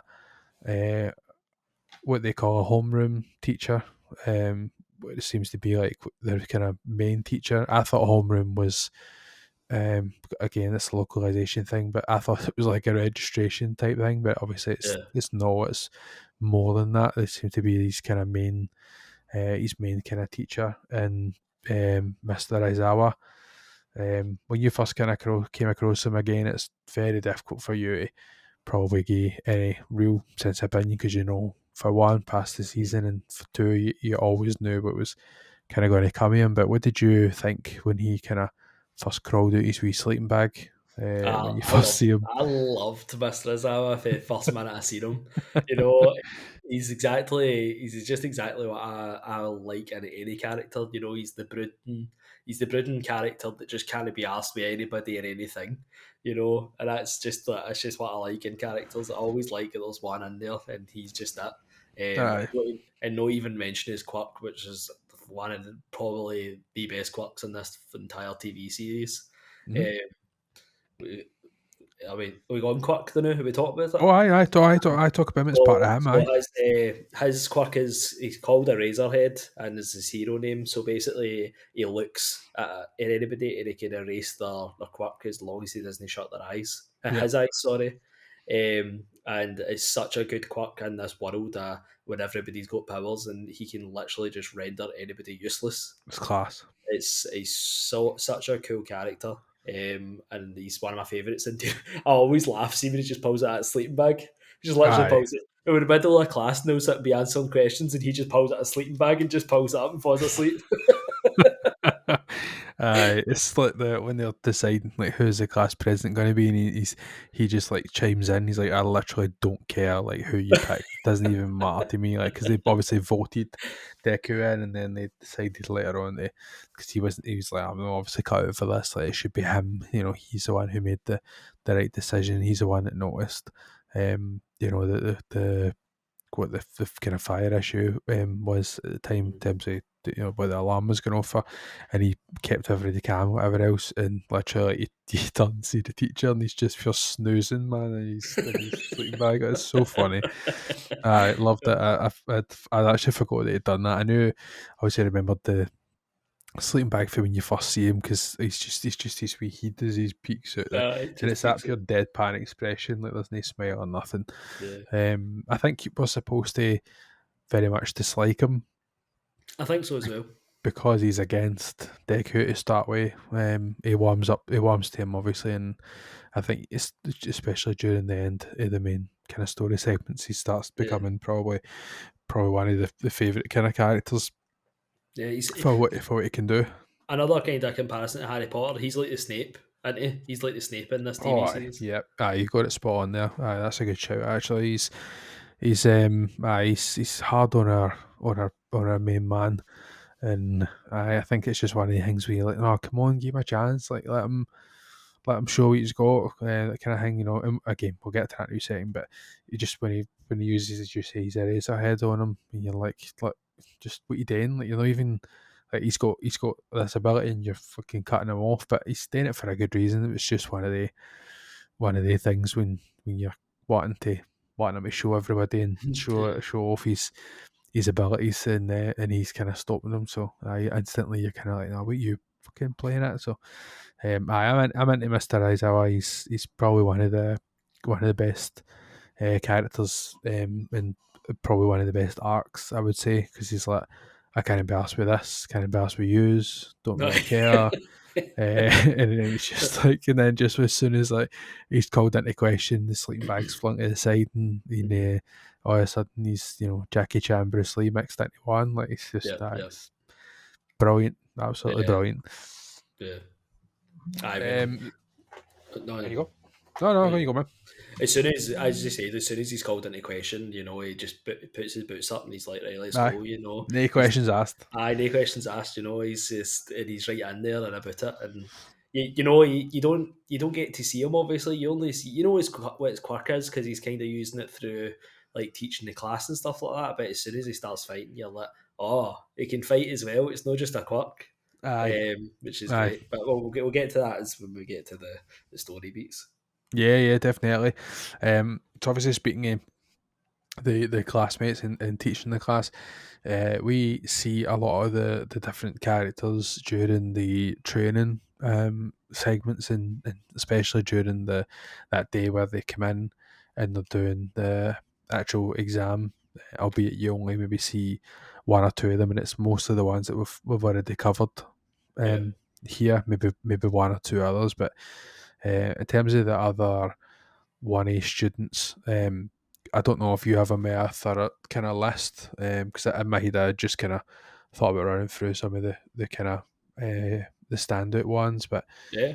No, um, I do you know. I think you're probably better doing this for reasons for you've only seen season one because I've wrote every single person down here, but you don't really get you see them all, but you aye, don't really actually get to see most of their quirks and all that. oh, So I think probably a better idea is for you to pick your standouts because that would be the standouts of season one. aye. So I'll go through them then. Obviously, I'm using a list at the minute from Collider, just to go through, and they actually have them ranked on this in terms of like what they deem the best ranks, the best Mhm. quirks, which uh, I'm not a total fan of their list. I'll tell you why in a wee second. But uh, I don't remember. It's really weird. I don't remember this person. He's Mashiro Ojawa, a tail. He's got a tail. I don't Yep. remember that person. If I'm honest with you, I know that he was. I think he was in season one, obviously, because that's what Yep. this is supposed to be for. But I just don't really remember him as a standout character. I don't think maybe his quirk just wasn't brought into it a lot in the Yeah. end sequence. Yeah. Maybe he didn't play that much of a prominent role, but Yeah, it's not I think somebody you that I only see was. him at the end. I think. Aye, I think you only see him like once or twice, like in a literal quick scene, like skip by. But aye. yeah, Somebody that you see a wee bit more than that though, he's fucking so annoying, man. But again, I'm going to butcher the names, but Yuga um, Aoyama, which is it's the naval laser, the guy with the laser like at his stomach. oh yeah, yeah, yeah, Aye, yeah. it is so weird, man. He's like the most strangest character, like because he's that like Oh, that. Monsieur. Exactly, like that whole persona, like, and I think you need that kind of person in this kind of season. You need that levity, but it's the weirdest thing ever. Because you think, how is that? Because you're looking and going, how is that useful? Like, how is that this fucking laser thing? It's so weird. It's the strangest thing because it says in this list there that he's the quirk actually like hurts him as well, so Yeah, it yeah, only lasts for kind of so long. So yeah, it's just a weird thing. But I think his personality makes up for that. I would say yeah. Do you it's know? quite a funny thing. I think that one of the funniest bits in this season was after the big fight at the end, and they're all outside and they're all talking to each other, and then he turns up and they're like, "Where were you?" Uh, He's like, "I was here. Like, I was. Did you not see me?" And he was like, "I was a bit." And they were like, "No, where were you?" And he's like, "I was a bit." He just everybody was like, Where were you?" it's funny, man. It's funny. I like his character. He's full of bravado, but he's There not he got much to is. back it up, and I think Yeah. that's what the funny kind of thing is. Speaking of somebody who doesn't have a lot of bravado, who they have is a number they have as a number 18 on this list, which I think is criminally underrated, if I'm honest with you. But they have Minoru Mineta, which is Pop Off, who's the person with the balls stuck to Yeah, their head, yeah, and I thought that character was brilliant. I think they introduced him perfectly. They coupled obviously Deku with the kind of frog character, which is I think the next one I'm so going to talk about. yeah. Yep, and this pop off thing, which is just he cries more than Deku cries, and then he's just like they're like, oh, it's your quirk, and he's like, oh, I have these Sticky sticky balls. balls, and I thought it was like the funniest thing ever when he's throwing them on them, and he's like, "Oh, they're really good because I had a good poop this morning." Like it's just, I'm like, "What is, what is that? What do you mean? What does that mean? I don't understand." I thought it was funny. I thought they used it really well because obviously, I mean, they show you that it happened, but he Yeah, obviously throws them into the water, and they're like, "What the hell are they?" And they're like try to push them away from them and stuff. yeah, So they literally don't know what it is. And then you're kind of thinking, right, well, you're going to get fun out that these are absolute nonsense. And then obviously when they throw them on people, it seems like they can't get them off, which yeah, I thought was that's when you start to see the value of I think anyway the value that quirk just in the comedic sense, like rather than like some of yeah, the other ones. yeah.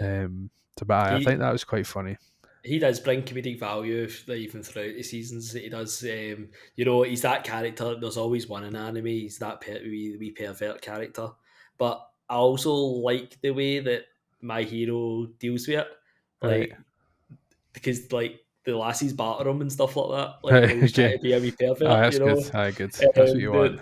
He's like, oh, I'm going to do this, I'm going to do this, and then like the one of the lassies hears him, she'll just like punch him and stuff like that. And she'll be like, no, you're not like you talking about. But no, he's very good for his wee comedic values. You know, like even the way like he was like, they're like, oh, it's your quirk. He's like my sticky balls. You know, Aye, aye. It doesn't. you're like, They don't try and dress it up at all. They're very deliberate with that humour, and it's like, oh, I yeah, can only throw so many, or my head starts to bleed. And you're like, what? It's you're fucking useless, kid. But obviously he gets them. He gets them out of that jam, yeah, which I thought was quite good. They made use of each of the kind of quirks that way. The next one on the list is Toro Hagakure, invisibility, which yeah, I thought was quite funny. I missed the fact that it says on this list that it's something that she can't turn off, so as hmm, if she's always invisible. yeah. I don't know how I missed that. That is that she's just always invisible. I have no idea how I missed that. I a lot. I should say a lot for like because obviously these episodes are only like 20 minutes if you're lucky. By the time you have all the wee transitions and Yeah, segments and stuff like that. So when I was watching it, I was making dinner a couple of times and doing stuff in the kitchen. So I've clearly missed. This just always seems to be invisible. But I thought it was quite a good character. I think you always need an invisibility character, but yeah, they done quite well with it. Obviously, they made a wee bit for me. I think they made a wee bit kind of too many jokes about. Oh, you're naked right now. Like I was like, oh, yeah, fucking yeah. come on, like. Yeah. I think But it's funny. She just wears gloves, and then that's she just like aye, takes them off, and aye, that's it. That's her powers. aye. Like ready to go. But aye, no, she's a good character as well. But aye, It's funny though. It is funny. it's funny. I don't remember this next one. Ricardo Sato is his sugar rush. As his Yeah, yeah, is his thing. Is he in yeah, season yeah. one? Aye, he is in season one. He's the one. It's the big yellow guy with the big lips. That's it. Um, but no, you don't see. You've not seen this. You've not seen his quirk to full Right, use yet. right. In this picture, he's just eating loads of cakes. This is really powerful, so we'll see what happens with that. Yeah, One I couldn't really understand is the next one. Meso Shoja, I showed you. dupli arms, like so he can duplicate um is it other parts of his body at Yeah, the so he ends of can his have it, and he can arms. have like so he's got like all these arms, and he can turn them to like ears or eyes or another hand, or he can make like different things out of these tentacle kind of arm things. Alright. I don't understand it. I don't Mhm. know who thought about that. It's a bit strange. Obviously, like, is He's it not another like it's one. supposed to be like increased? So that, like, obviously the ear is supposed to have increased sensitivity to what his actual ears would be. I don't. That's what I seem to pick up with the fact, like, he does it inside um I don't know. I'm not sure that about that training kind of actually. thing. Because when he walks in the training thing, obviously, like, he stops and, like, he duplicates the ear, and all of a Yeah. sudden he can, like, hear where all them are. Like, It must be. I, I He's think another it's maybe one. He's alluded another to. one you see kind of later on in the seasons as well. He's kind of more explained as well. Right. That Actually does say here the times make him perfect in everything, using his arms to see and hear from long range. oh, there you So go. pretty. I think it's pretty cool. A pretty good scout then at that point. Yeah, So he gets a kind of pass. We mentioned it earlier, but we have uh, I wish you were pronouncing some of these, but it's funny anyway. Kyoka Jiro, earphone yeah, jack. yeah, I think she's a good personality about her. Obviously, she just kind of appears in one of the episodes, and she's one of the kind of full of sass kind of yeah, characters, yeah. which is pretty cool.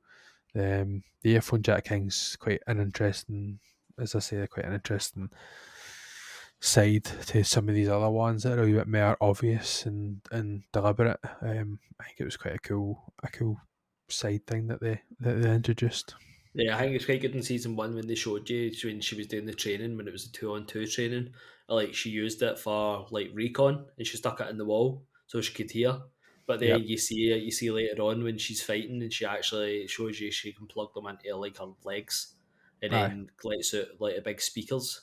Yep. Yep. So she's not only like recon in a support role, she can also use like an attack as well, which Aye. is good. Aye. It's that kind of Sonic kind of power in it. The kind of Sonic attacks. Yeah. Again, another person that I seem to have just maybe completely blanked, but Hantasero, tape guy. Mhm. It Aye, says here. he's another one you see later on. It's literally his quirk is tape. Aye, that's literally what it says on this Yeah. last tape. Have I not seen him like then?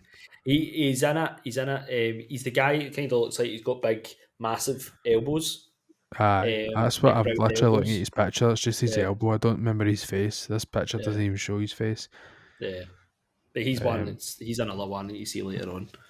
aye, so obviously in one it's not made too much an impact, but aye, this article basically says like, what if Spider-Man existed in My Hero Academia, and he's like, well, that's kind of like the whole idea is Yeah, pretty similar yeah.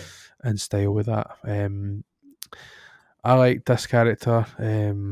So, Mhm. is it Asu? It's like Sue, Asu. Aye. Aye, so I would just say Sue then. The frog thing, I thought it was quite funny. The fact the movement is frog-like as well, so Mhm. it's almost like her quirk is pretty permanent, and that Yeah, she just carries those characteristics yeah, of being a frog. So I actually found that to be quite kind of funny, and then obviously it just kind of gives that. I don't know. Again, I think it's a wee bit of levity as well because she's not the most direct in attacking, but she does have a role. yeah, yeah. Nah, she's a good character, and like you just said there about like how she never turns it off. I think that's what's quite good about this TV season. There's no like as you see like where like Deku, you see where like Bakugo, like it's obviously like they have to turn it on to like bang bang do it. Whereas hers is just she's just always constantly going to be a frog, Aye, and it's quite good to see it in this world that it's like different. Like hers is always on, his isn't always on. He controls his. She doesn't really control that. That's just her, which is quite just again adds just more to this world. aye. I thought it was quite interesting. It was again a good bit of levity, and I think that's what the show needs Yeah, across it to make it Pretty cool. Another character that I'm not entirely sure I remember. You have to jog my memory on this one, but Koji Koda. It says it's Annie voice. Usually talk to Aye, animals. aye. He talks to animals. Aye, you can't you see him, but he's not relevant in season one so Right, far. I thought that because I was like, I don't really remember you whatsoever. Yeah, Next one on the list is Zero Gravity. We've obviously already covered. yeah, Already covered that. It's a pretty cool quirk if we wanted to kind of touch on that for both the support and the combat yeah, kind of stuff. It's actually quite surprising to see that aggressive, not aggressive, but that kind of attacking side when she gets into combat, and then the complete opposite when she's out of combat. She couldn't help Deku anymore if she tried. yeah. Um, Mina Ashido, Acid. Mhm. Again, I'm not entirely. I remember seeing it, but it's again probably one of the ones where I've been kind of tied up in the dishes probably at this point. But it Yeah, looks like a pretty cool quirk. yeah. You don't see her much. I don't think. I think you kind of see her in the robot segment when they're Yep. doing the training. I don't think you really see her much after that. She's Aye. in just there, but she's no a main character yet. Aye. One of the ones I did like that you see a wee bit more, Denki Kaminara, is it? Or Kaminari is the electrification one. Yep. I thought that was quite cool. I did like that. Obviously, it damages him as well, but Yeah. um, it's funny because um, you can see like if the situations that they put him in, it's always like, oh, if you use it, this is going to happen. Like, what I mean? It's always it seems to be something that he can't really control Yeah. whatsoever, Yeah. I and know that's it's what I a quite cool. like about it. I always like his wee face when he does that. When he walks out and he does that wee show. It's good. He's really good. He's a good character. He's also one of the characters that just brings a bit of levity to the Yeah. show as well. He's Yep. got such a super cool power, but Yep. as we said, like he can't really control it. So if it goes too far, he just turns into like this dumb kind of guy. I love that. Um, Love but it. it's his wee ball face when he does it, and it's Aye. just like puts his thumbs up. Aye. It's It's so so funny. good. It's literally like he's literally fried his brain. Like that's Yeah. like the literal kind of thing that's happened to him, and oh my, absolutely perfect. So good. Um, Ajuro Karishima, hardening. Mhm. Not something I don't remember this one if I'm honest with you. I don't remember where he comes into play in the first season. I think it's at the end. I think when him and Bakugo get put into whatever scenario they get put into, at the end he's helping him, and it's quite a cool. It's quite cool. He literally can turn himself into rock Aye. anywhere, so he can use it as defense and offense. So he can turn his arms into rock, punch people, or else if he gets hit, he can turn that bit of his body into rock, so he Mm, doesn't get the impact. aye. He's a cool character as well, and again, like most of these people, they just continue to grow and grow, and you end up loving them all. And he's one of the ones I actually really do like. Um, for Mikaze Tokoyami, Dark Shadow. Mhm. I thought that was quite cool. I think it's quite good to see the variety in the actual characters themselves. That he has that kind of bird heat type thing. I don't know if they Yeah, eventually explain that or if it's just he has a bird's heat. I have no idea. But I quite like it. It's quite cool. It's something a bit different. Again, they don't draw much attention to that, but I think it's a pretty cool quirk. I don't think he's that much a main character though, but in this first season, but it's quite a good thing to have. Nice difference to some of the lesser quirks. yeah, it's a nice aesthetic. That kind of dark shadow. It's just all like pure like near black purple. Aye, It's really cool. a And good I contrast to the rest of the scenes usually. yeah. He's sort of like the Batman in the group, isn't he? He's like the It's a good I'm shout. just going to sulk in the corner, and just give it wee my thoughts in very small doses. But I know he's a really good character, and as I said, with most of these, he continues to grow, and you get the backstories and stuff like that. Aye. We didn't really, obviously, we spoke about the next one, Tenya, a wee bit already, but we didn't really go into too much detail in terms of what his quirk is. You quite like his engines Yep. on his calves. I think it's quite a unique way of looking at his speed. Obviously, you've got the Flash traditionally. I think if they'd have just done that, it wouldn't have hit the same. Yeah. Like the fact that there's engine pipes coming out his calves, and then it's just gives a wee bit of a visual that you wouldn't really usually see in these wee exhaust pipes coming out his calves. But it's Yeah. quite a good wee twist. Yeah, I think what else is quite cool is when you see the picture of his brother and how he's got the exhaust pipes Yep. coming out his elbows or his shoulders or something like that. And Aye. let that's cool. Like they're obviously similar but different. Aye. And I think to myself the way Ida fights and how fast he is and how he runs and stuff like that. And I think to myself, I wonder what his brother's like. Like if it's his arms, like does he might maybe not be able to run fast. I don't know. Aye. Aye. That's quite funny actually. That's a good point. I quite like it. Again, we've put out Tenya as a character. I think his quirk is quite cool, Yeah, and he he's a plays great character. obviously. Aye, he plays a good role. He's already got like a kind of mini. Well, it's not a redemption arc because he doesn't do anything, but Yeah, he has that kind of mini change from how he was to what he ends up, and I yeah, think it's pretty awesome. yeah. He's sort of like the leader of the group, Mm-hmm. which is good. That's always somebody that a group like this size needs. It's good that the leader isn't our main character. It's Yeah, quite good to definitely. have that change up. Momo Yaya's Rosa Momo, creation. yeah, you'll do. Thank you. Creation again. I'm not entirely sure if I remember the character all that much. I remember her maybe having. Is that the one is this the one actually that has a wee bit more kind of sass and Yes. intimidation? Yeah, Taya. Yeah, yeah. She's the one that was she's the vice president of the class.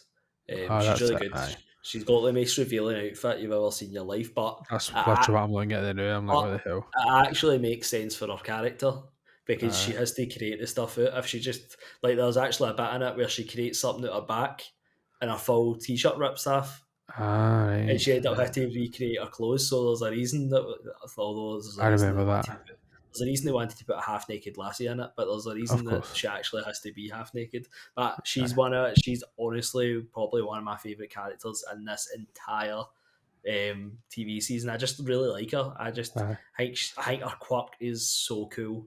Aye. Like It's she create limitless. yeah, she Like creates whatever she implausibility. wants. Literally creates anything she wants out of her body, and she's like as we've seen in it, she's a good support because she can literally create anything that they need, and also for attacking reasons. She literally is making weapons at the Aye. end. She's making Yep. weapons for everybody. Yep. She's a cracking character, and as you say, like she's quite sassy as well. Aye. She's a strong female character. Aye. I'm looking forward to. I think I'm going to watch it again before I watch season 2, just because of a couple of bits that I've watched. Obviously, I've been trying to. It's hard for me to fit in watching TV seasons, but when we're watching it, doing the dishes or eating Yeah, dinner or whatever else or making dinner. I've obviously just missed a trick or two, and I think there was so much to take in on the first season as well. That's one of the things. So I'll definitely probably check it out again before I go much further. Um, Bakugo, I think we've obviously spoke about him as a character in general. It's just full of rage and wants to be the best. He's been told he's the best and will be the very best. yeah, But I think when obviously as you mentioned he goes into the academy and he's he turns into kind of the complete opposite. I think it's quite a cool thing when you then see that it's not quite redemption. But then when you see him, obviously, with his like outfit and he's throwing a punch or two, he's obviously going to make for a good character moving forward. No Yep. spoilers, obviously, but Yeah, I think the good thing with Bakugo is, he's probably, you see him obviously quite a lot because I would say he's like a main character, but he's probably one of the characters in it that actually understands his quirk a lot more than the rest of them. A yeah, lot of them are like, oh, I'm just in school to learn my quirk, where yeah, he already really knows how to control his. He knows what to do. He knows, oh, if I do this or I do this spin, I can bust myself through, and he's got a real control over his quirk, and I think that's a good thing to have that person who's so confident and can use it. And as you see in the TV series, and at the end of it, there's all these guys that are supposed to be all these big henchmen that are obviously like adults, and he's like pure kicking their ass. oh, it's so funny when he does that, man. He's like, well, "You're supposed to be an adult. What are you doing? Like, you're a villain. Like, we're only students here." And he's like Uh, proper like setting about them. He's like, "Where's the main guy? Like, in my head, yeah. it's definitely that kind of One attitude. one of the one of the really good bits is when they're fighting the villains and they fought them all, and then you just see a wee invisible villain behind them, and he's got a knife, and you just see the outline of a knife, and he just runs right up to him, and Bakugo just shoots him right in the face. He's just holding him up, and he's like what? He's just sitting talking to, I think it was he's talking to Kirishima, and he's just like talking like nothing happened. And then he's just this guy's like he's just like no bother, absolutely no bother for him. Uh, He's a brilliant character. he definitely grows on you. Yeah, I think he's definitely one of the characters that when you first start, you're like, I just can't be bothered with this guy, but I think he's quite necessary. That's for sure. yeah, definitely. Um, I'd say probably my favourite uh, character in terms of quirks and stuff. Shoto uh, Todoroki. Todoroki. That's it. Half cold, half hot. I think that's one of the best things that they done. I think it's cool how they debuted that. Obviously, they show him first as that kind of silent, mysterious type character. Yeah, Obviously, you probably I think you see him at first in the academy, specifically probably when they're doing that test, and he just freezes the entire place, walks through the full thing, and just finishes it, and then just yeah, touches the building and just melts it. Oh, you're like, oh my god, man! Like it's just yeah. that's fucking cool. That it's I love just how you're too introduced to cool. him. You're introduced to him and they literally say like it's like Todoroki, and it's like, oh, he was one of the people that they just got basically a free pass straight into the university. Didn't need to do any of the Yep. trials or anything like that. He literally just Aye. got straight in, and you're like, wait, he got straight in when everybody else had to. It was like, what kind of power have you got? Aye. And as you said in that training segment when it's a 2-on-2, like he absolutely blitzes everybody, and you're just like, wow, like this Aye. boy's just got something. Aye. Aye. I'm looking forward to seeing a wee bit more. For him, I think I'm sure there is more to come for him, but aye, it's pretty cool. I quite like it. I quite like him as well. I like that mysterious kind of side of things Yeah, to him as well. So I'm looking forward to seeing a wee bit more from him. I don't have any other kind of characters on this list. They obviously go into Deku. They've got Deku's number one. I don't want to read too much of what yeah, it says about it. Obviously, I know what the power. I know what the power is in general. So we'll just kind of leave it there. The whole one for all and whatever else. It's probably worth maybe mentioning quickly with Deku because we never really went into his quirk. I thought it was really cool that they gave him this quirk that has such a big drawback to it. Like yep, it's such a liability. So you kind of like, oh well done, mate. You've got this quirk. You've trained. You've done all this hard work. You've done all this stuff, and then he uses it, and he fucks himself up like every time he yeah, uses it. Like yeah. I thought that was brilliant. It was a good decision for me. Yeah, no, definitely. See when All Might's telling him, and he's like, "Oh, you need to train because your body can't take it yet," and all that. And I'm like, right, okay, that's quite good. They're making him train, so he's not just going to be this massive boy. like full of muscles, and then he gets full of muscles, and he's like, right, so on you go, you're gonna go and train, and just remember, you just need to be a wee bit careful with it. And the first thing he does, he absolutely destroys his body, man, like Yep. both legs Yep. smashed to pieces, and Yep. his arm just in bits, and he's just Aye. like, whoa, I can't control this. What are you No. doing to me? Aye. But no, it's so good to have, like, as you see All Might, and he's using the power, and he's obviously mastered it, so he's just like smashing stuff, no bother whatsoever. And then you have to get to somebody, and it's like, oh no, you've no got this. You need to train this. This isn't just something you just get. You just get to go. Aye. And that's the carrot on the stick for you to watch some more. Aye. Aye. I think it's funny. Again, obviously, there's intertwined throughout throughout the season when it's the healing. The old one does the healing. Act. She's brilliant. Which she just kind of comes in and heals him. He's constantly getting healed. But it's funny, like obviously when he starts doing like a couple of different concessions to how he's using his ability. You know, when he starts like when he's like throwing the ball and he throws it with literally at the very tip of his Yeah. finger instead. You know, and then it's just his finger that's like it's pure mangled, with pure Aye. wiggling on his horn and all that. Like they did a really good job of animating that because it's literally it's no like oh his finger's hurt, it's like his finger's fucked. Like he Aye. could like virtually never use that finger again if it was ever somebody healing him. Like Yeah. so, I think it's pretty funny seeing that. So I look forward to seeing what he's going to bring to the table moving forward. I'm Yeah. sure.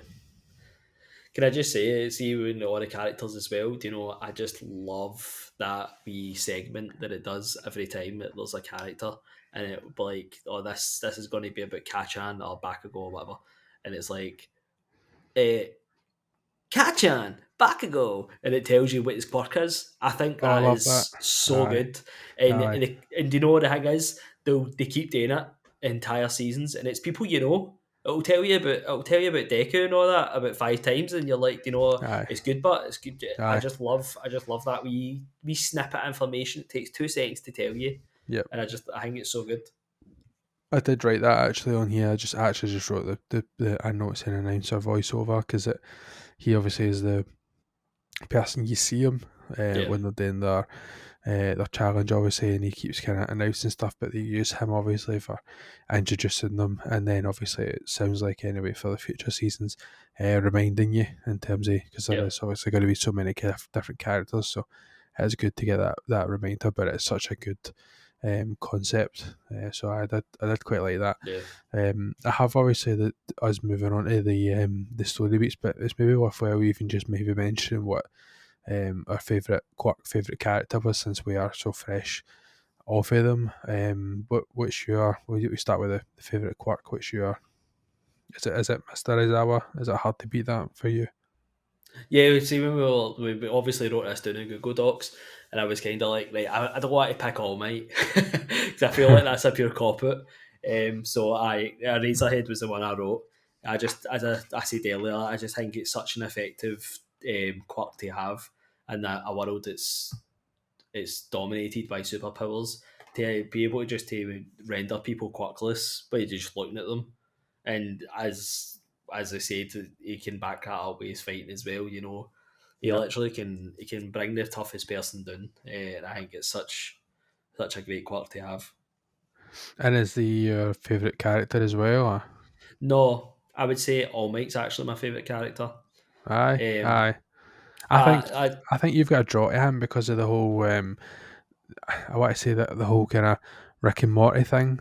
Like, do you know what I mean? He has that yeah, kind of that that kind of Rick thing about him as well. Like, just where he's just this awesome thing, down in but his he's so luck. fucking down about everything. Aye, No, I just I love the two kind of different personalities that he's got. You know, as we were talking about earlier, like it's I'm a Superman and everything's going to be happy and I need to smile and yes, I am here. You know, and then boom, he's spitting blood.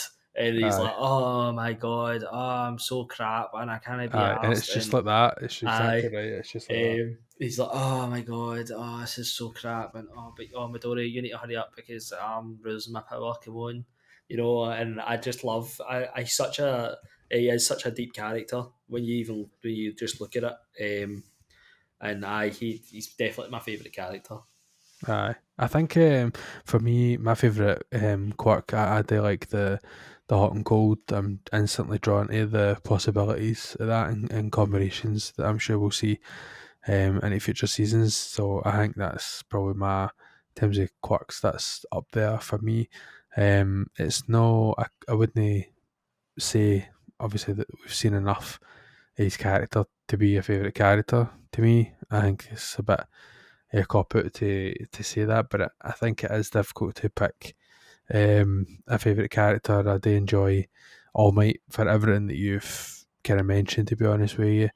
Um, but I probably will have to go with the Mr. Aizawa, to be honest with you. I just think that whole side of him that he had where he was just this kind of, I don't know, this badass teacher that's just can't be asked by anybody, and then all of a sudden he's just kicking ass and taking names. Like, Yeah, I don't know, it was a good twist. You don't see it coming. You think he's just going to be this absolute asshole, and he's going to obviously he's not going to. You knew he wasn't going to kick Deku out on the first day, but you're like, oh my god, he's just fucking sussing him out that he's not going to be able to do it, and he's going to be a roadblock, and how can he not get behind him the way that All Might's getting behind him? So I think it was a good. He's just a good character to kind of watch. He's just funny. I don't know. He's just funny, just dry and funny. yeah, he is. He is. Every time he's on screen, I could be sitting like as you said, like you could be doing something, or you could not really be paying 100% attention. But as soon as he comes on, I'm like, right, I'm watching. Like just because I'm Yeah. just waiting for him to say something or him to do Aye. something. But no, he's a great character. It was really close between him and All Might. Aye. They're my two favourite characters in this first season, definitely. Yeah. It's just I just love the sleeping bag element. Just that Aye, whole so like good. I can't be bothered. Like, I mean, I actually think he's like lecturing them about the class president thing, like from the sleeping bag. Like he's just like, I literally couldn't care less. Like I don't care. Just this doesn't mean anything. Just pick somebody. I don't even care. So I perfect. I think he's just really funny, really cool. Again, just what you should say, All Might is definitely up there though. I think I'd actually wrote. I forgot that I wrote a note that I mentioned that kind of He-Man esque thing. I know I made the Captain Mhm. America comparison, but I had forgot that I'd actually written that kind of He-Man thing, which I think is definitely got vibes for that. The Yeah. whole you know Skeletor, that kind of that drawn out Do you way know what? that he Do you know says what I love things. about? Do you know what I love about the way they kind of shoot All Might as well? See, even when he is like All Might, and like in that last fight, and he's fighting, and he's like, "Oh, I don't have much power left." I love how they transition into his kind of inner monologuing, and he's like, Yep. "Oh crap! Like Aye. this needs to end. This needs to end. Aye. Oh my god!" And it's Yep. the worrying inside him. And but outside he's like, "Let's go! Come on! Is Aye. that all you've got?" And I love when they always do that with him. Aye. Aye. That is quite good. That you can you can see that even if even though he's shown that kind of superhero like take no shit personality, that inside he's like, oh no man, this guy's gonna be better than me. He's gonna completely fuck me up, but he just Aye. can't show it. Yep. So I'm all about that. I definitely get your choice behind picking on me. That's for sure. So I on to the I think we've probably covered a lot of it, but we'll have a kind of quick run through the highlights and expand on certain areas. But in terms of the main story beats, I felt like they'd done quite well. Some elements I'd like to have seen a wee bit more. I think they left us with just enough of the first bit though, with the whole that whole kind of feeling like I'm nothing, nobody. I've not got a quirk. I'm literally just Deku, and that's the end there. Like Yep. the fact that only realistically only really lasts like an episode and a wee bit. By the Yep. time All Might comes and proposes him to take over the kind of quirk thing. And even then, when he does ask him to be that, he's like, well, you also have to go and do this as well. Like, can you? They start still whinging even at that.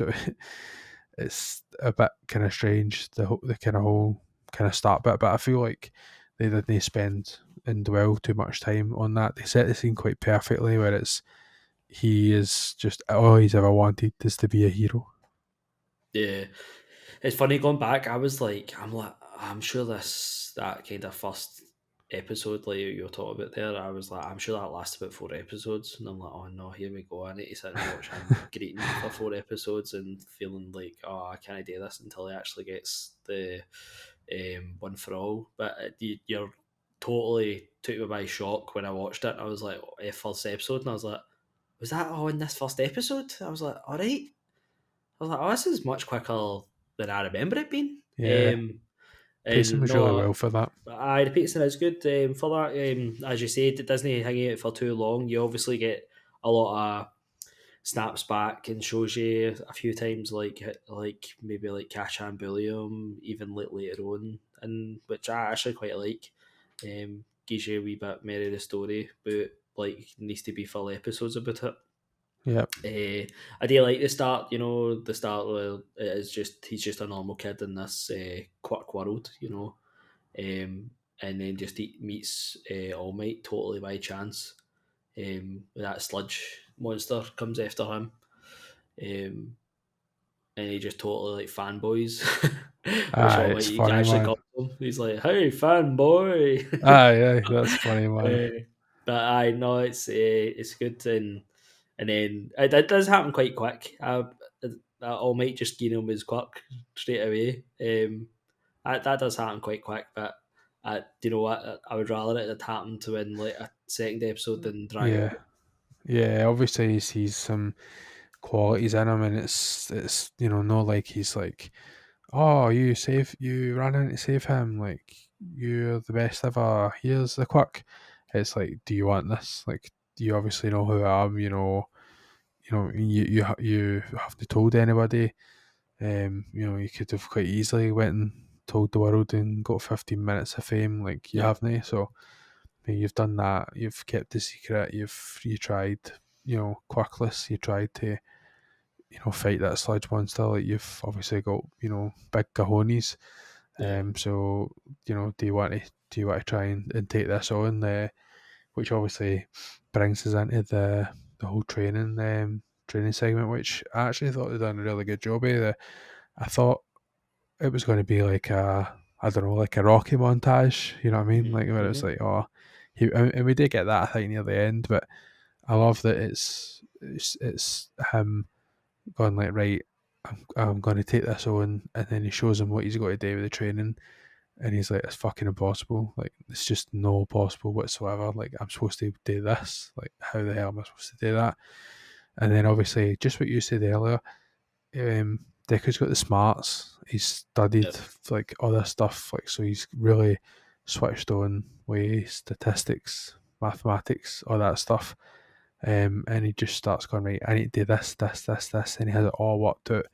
Obviously he overworks himself in the initial point, which it just kind of further proves All Might's point, where it's like, you have to just listen to me. You have to do exactly what I'm asking of you to go through and do all this training, like, without trying to like make this go any quicker, because you're just going to end up stumbling. yeah, yeah, So I thought it was quite good. I didn't think it needed to go on much longer than it did. And that, for that element, there's not really much more to cover, other than he's asked to clear the beach. He goes away and he comes back, and he's obviously kind of struggling at first, and he starts kind of managing to clear it, and then some. holy stinking super crap. Yeah. I busted laughing when he says that. Aye. I never noticed that the first time I was watching it, and then I was making dinner, and I had my headphones on, sitting listening to it, And I was like, what did he just say? And I rewinded it, and it was like, holy stinking super crap, and all that. Aye, Just busted laughing. I was like, I don't think that's what he said though. But no, it's aye, you're right. The training. You know, I mean, he tells him, he's like, you need to do this if you want this. This is what you need to do. You know, you need to train for this school. You need to train to take this power, and it's just to show his determination as well, to show how far he'll go, and you know, he's determined, and this is what he's always dreamed of, like Midoriya. Um, so, but the training's good, and again, it's only like one episode, which is fantastically paced, because you don't want that going on for episodes and episodes, you no, know. And it's good. I thought that was going to be the case because I thought they were going to end up like, oh, how's he supposed to study for this or study for this, and how's he going to manage to fit all this into his normal lifestyle and keep it all a secret and all that? But they really didn't. They skirted right over that, which I thought was pretty cool. Yeah, Um, so you know, next up was obviously the whole element of after he's training, he's obviously training for the exam. I thought that the exam, it was a bit strange. I thought the exam was really quick. You know, it was like a one paper type deal. You know what I mean? mm-hmm. I was expecting similar to what we got in the school um, training like sessions that they were doing, like where they were trying to evaluate them on the first day. I thought Yeah, they would have maybe got that, like different rounds of different stuff to try and test the quirks to a specific you know different situations, because obviously different quirks are beneficial for different things. yeah, Um, so I felt like it was a wee bit strange that it was just like, oh, the people who were the biggest kills is going to guarantee the spot.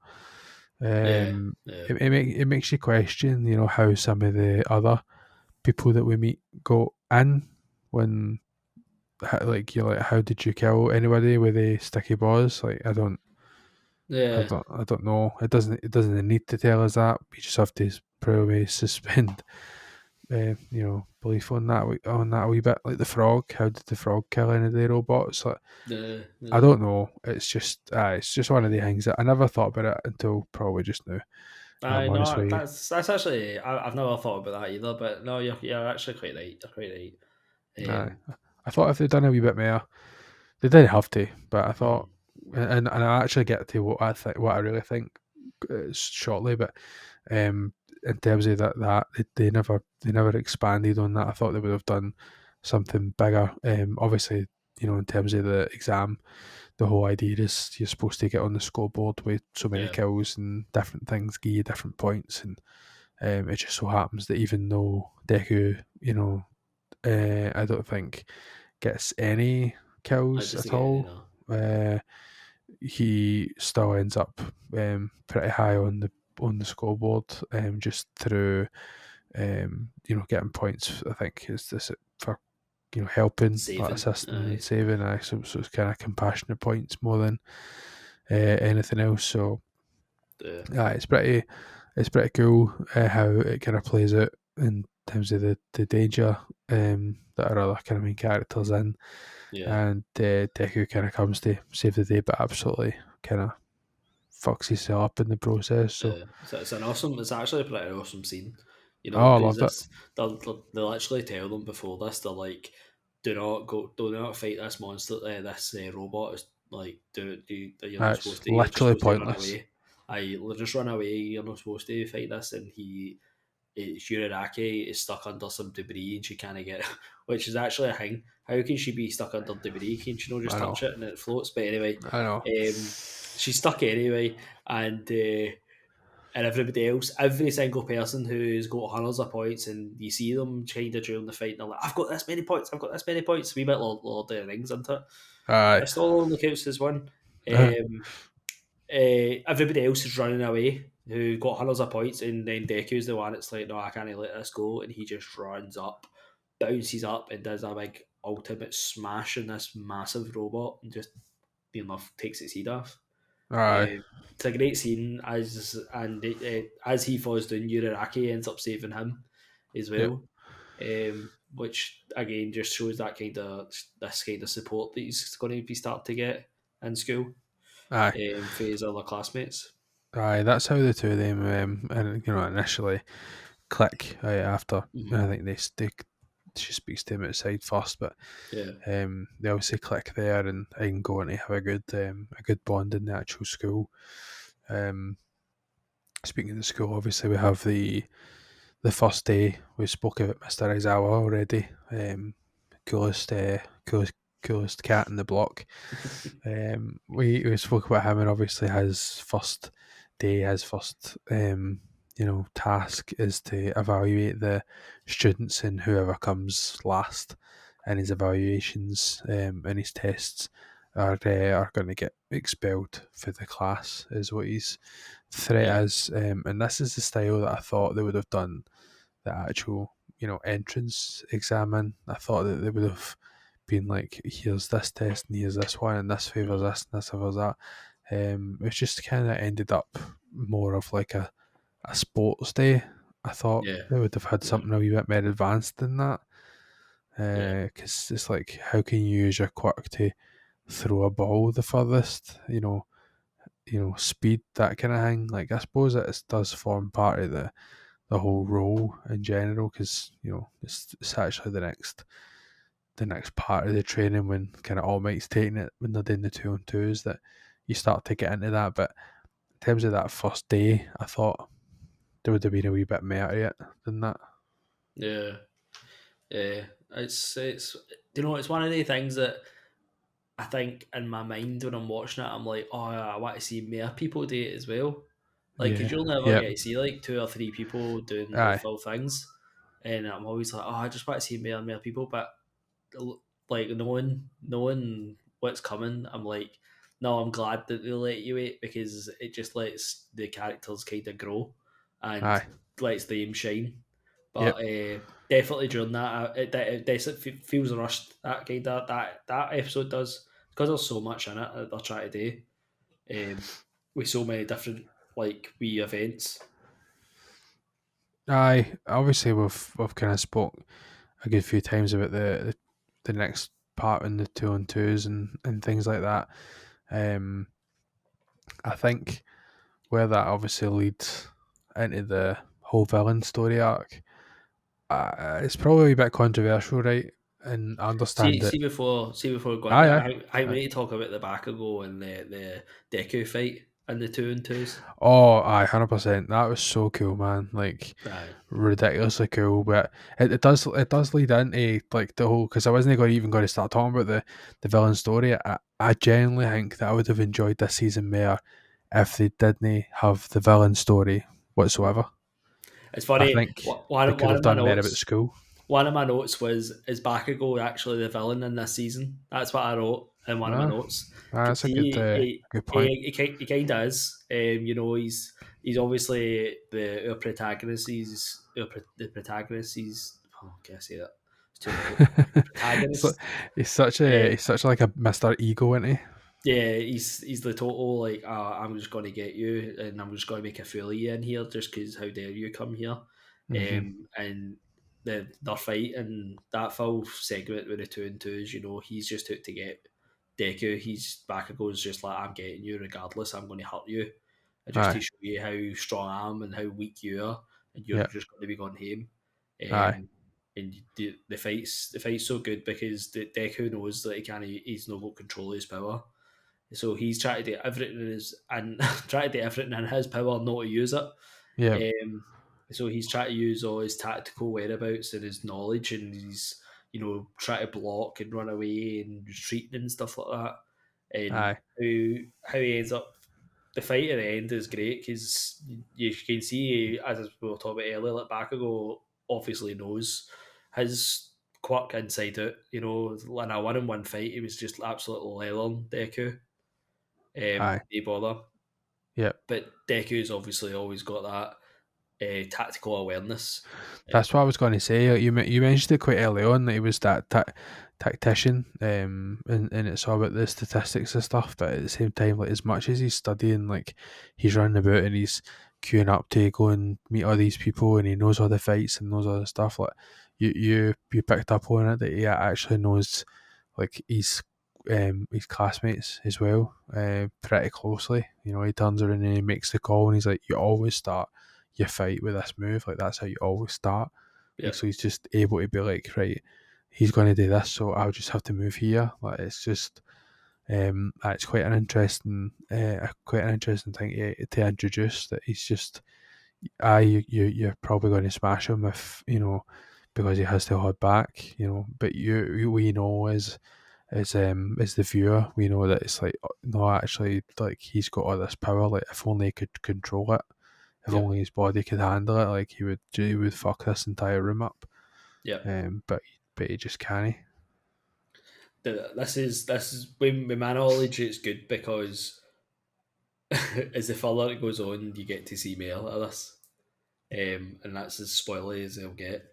Aye, But you get to see more of this, and it just it's so good. I actually can't wait till we get to that point. Um, but aye, it was a great episode. I really loved their fight and the way that it was a battle of strength against wits, and the wits end up winning. Even that as he even saying it, he's like, "Oh, they won the battle, but did they win the war?" type thing. yep, yeah, Um, Deku wins the trial by punching a hole right through the building to let Yuriraki get into the fake nuke. Um, and but he had so much damage done to him. And it's like, did you actually win?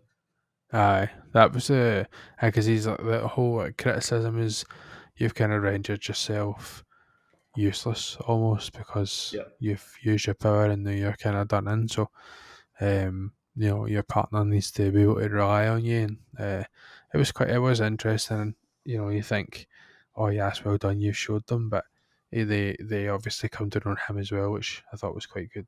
yeah, I actually, if I'm honest, I did forget all about that fight, but it was a really good way to kick off the 2-on-2 segment. I think it got quite interesting and intriguing thereafter to yeah, see the different combinations, especially from like a attack and defense mhm, kind of role. But yeah, I think that was probably one of the kind of coolest moments when you're kind of like, right, on you go, Deku, like you've got him. You know what I mean? Like if should put him in his place because he's at that point he's like almost like at his worst because he's like he doesn't care about the mission, doesn't care about like the strategy about it. He's just like, I want to fuck him up. Like I'm going to show him now. yeah, Like he walks in this door, he's getting right hooked. Like it was that almost, yeah, um, you know, planning on hurting him before he even had a chance to do anything else. So I'm with that. I did enjoy that, and that's why I think we could have been just staying with the rest of the season being around that. I think the villain story elements here, like especially when it starts, you know, when they start appearing into the room, whatever. I thought it was a wee bit kind of like I don't know about you, but you see them like in like floods coming through, and then the camera pans up and there's like four of them, you know, and then the camera pans down and there's like then you see hundreds of them again, like. Do you know what I mean? It's just, and yeah, then they're all like just walking past them all as if like there's nothing there. Like obviously they're there for All Might, but um, I just thought that I understand that a first season as an arc, it's not as interesting to be like, oh, he was nothing and now he's doing his training and now he's at school. But I don't know. I think that they could have even just ended the first season on like some sort of cliff note where it's that guy standing, you know, he's seeking revenge, whatever, and he's standing on the kind of hill looking at the school because he knows where All Might is. Like, yeah, I yeah. don't know. I just wanted to see a wee bit more of the development in the training side. Mhm, Deku just to flush that out a wee bit more rather yeah, than like, oh, you're at the school, oh, you're doing a wee bit of training, oh, yeah. here's your fancy outfits, oh, by the way, you've got people to fight. Do you know what I will say? It doesn't obviously this is no spoilers, but what I will say is don't worry because they're still. It's not like season two starts and it's like we need to fight all these villains. Aye, It's like we are back to school. Let's continue as normal. So yeah, there's a lot more school stuff. yeah, The way I tried to describe this to Sean was it's very much like Harry Potter. You know, it's like Harry Potter. They're always in school, but there's always this overarching kind of person or evil or Aye, villain or something. somebody to fight every season. Yeah, It's which is fine. Like, if that's the way that you kind of want to do it, that's it's totally fine. I just felt like it was almost I don't know, almost rushed in the rushed. end up because they obviously had the scenarios. I feel I feel like Deku's was ridiculous. Where it's like they want us to come into the water, like they obviously want us to come into the water because that's where their strengths are. And you're like, but look at them, like they're grown, like they're grown adult like villains, and you're telling me that one of them can't take the risk to come on that boat and just fuck yous up. Like Yeah, they're standing there like perfectly still, not even saying it. They're just waiting for you to go in the water. Like yeah, I don't know, it's a wee bit silly for me. But again, that whole segment was one of the funniest with the sticky balls and stuff. So I kind of take that away, I suppose. I thought it was interesting. Obviously take the fact that I would have rather the villain story wasn't in there aside. I thought it was really interesting having it broken up into different segments to show, this is a scenario. That's what it almost was. It was like scenario yeah, fighting. Like, yeah, here's this bit, and then it's, you flip over and it's, here's, the electricity and, your phone jack, and that's in the kind of same place, and they're out in the autumn. It's a wee bit more risky and whatever else. I don't know. I thought that was quite interesting to have those situations across the kind of yeah. playing field. What did you think of the villains that you see?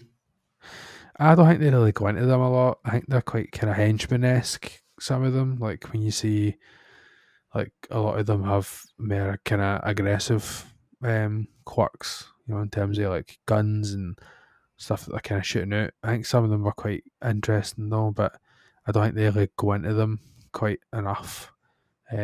Obviously they had the kind of um, that I don't know, like Abomination versus Hulk type um, villain, and was it in the boo? Is that what you kind of call him? Nomu. Nomu. When he kind of appears and you're like, oh fucking hell, he's like anti All Might, Mm-hmm. um, which is fine. How do you destroy? How do you destroy All Might? You just use the same kind of use more power. Like that's what that kind of tactic is. I thought that the actual main villain was pretty interesting though, with the hands and Yep. that. I thought that was pretty cool, man. I've Shigaraki, his name uh, is. I've definitely seen him before. On whether it be on Twitter or some sort of artwork or whatever. I've definitely Yeah, seen that before. He's pretty cool, and I think it's quite interesting that he's so. He seems to be so conflicted in what mm, his main drive or what he actually wants to happen. Uh, yeah, and obviously his attacks are quite cool as well. But I don't I don't know. I don't think there was a lot. There was a lot of villains, but not a lot of focus on a lot of the villains to be able to be yeah, like, oh, yeah, this what was cool, or this what was cool. Like, yeah. we don't. It's not like, oh, You only ever really see three of them. The yeah, three main ones were Shigaraki, Kurajiri was the Mist guy, and the Nomu. That was the three main villains. I feel like in this season. yeah. I think that's probably enough. I mean, I can't say that I want less of the villain story, but more of the villains. Like, I'm not happy enough at that. It wasn't about that. Yeah, It wasn't really about showing their quirks. It was basically showing how do the students handle their own against that kind of invasion kind of thing with some of the enemies and how they escape certain elements without yeah. attacking and whatever else. So Do you it know was pretty interesting. when I watched this the first time, and I was kind of when I was writing my notes when my first season kind of thoughts, I thought I was like, do you know, I quite like. I is quite quick. It happens quite quick, definitely, because you're just kind of like, oh, well, school life, and it's like, what? Wait, there's like super villains in this now. Like, oh, well, they're like Waynes. How are they supposed to fight them? But I quite like it that they were there and they were like, "Oh, we weren't here for yous. Like, we're not here for yous. We don't care that yous are here. We're here to fight All Might." And I like it that it's kind of like this expanding universe still. It's kind of like this is what All Might needs to deal with, like probably on a weekly basis, if no more regular. You know, this is it. Just kind of like they just got kind of flung into this scenario because of All Might. And that's all. That was their goal. They weren't caring about the Waynes. They just were on their way, and they're like, "Oh, well, you were going to deal with yous now." Aye, I think that's probably what they were trying to paint, that kind of picture when I'd mentioned there that they were all appearing through the portal and nothing was seemingly happening. You know, it's like they're literally showing like 10 people at one point, 10, 20 people come like walking towards the camera, and the camera always like goes isometric, and there's literally a small handful or one or two people kind of passing through. Like, um, I think it was obviously trying to just exaggerate the number of people there yeah, to kind of be like, right, well, they really don't care. Like, it's almost like mindless zombies. Like, they've got a mission, they've got a task. Their sole purpose is to go after All Might. So, well, like, just exactly what you said there. It was interesting just to see that. yeah, Aye. definitely. So what about yourself? Were you kind of happy enough with the pacing of the full series? Obviously, it's your second time watching, so it might be a wee bit different because you've got something to compare it to in the later seasons. But as a kind of point for that, if you can try and remember how you felt when you first watched it, like, were you happy enough, or would you rather have seen, similar to myself, would you rather have seen more other things of it?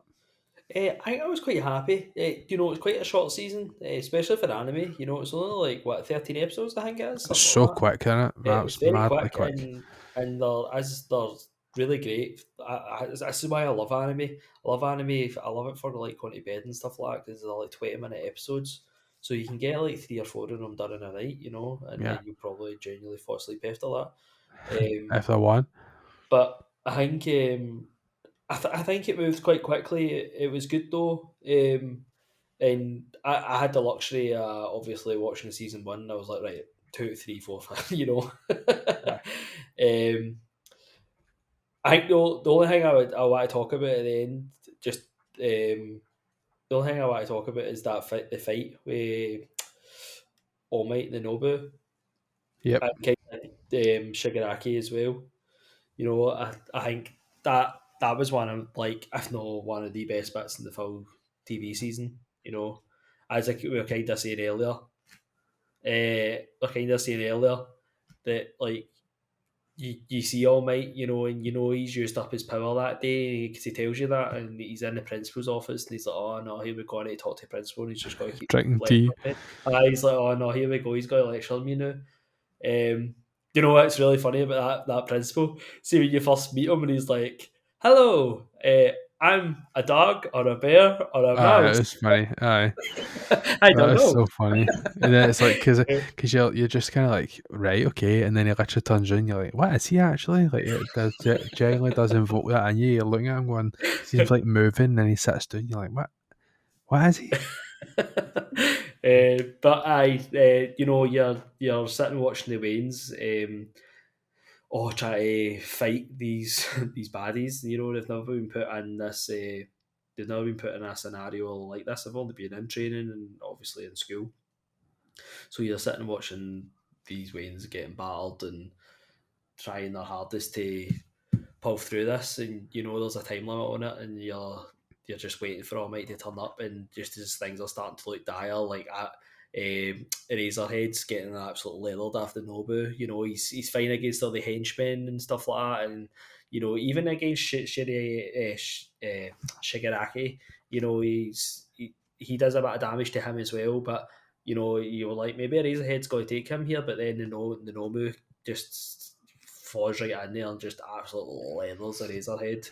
Yeah, Um, and you're like, oh no, here we go. And you actually think at that point, I think it's Sue.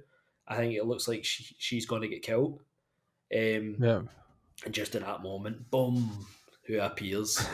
I am here. That's funny, Um, man. So good, man. And do you know what? I love the way he's animated. I love that he's animated completely different to Yep. everybody else. Yep. He's got that big, it's like big blocky, big black bits over his face that all Aye. just looks like you can't really see half of him and all that. Yep. I just Yep. love that he looks completely different to everybody. Aye. And it's Um, a total contrast in style to No Mate, like where it's just pure yep. like this, and you like blue eyes, and it's so like sharp and done in, and like almost weightless, and how he looks it looks like he's not it in about 4 years.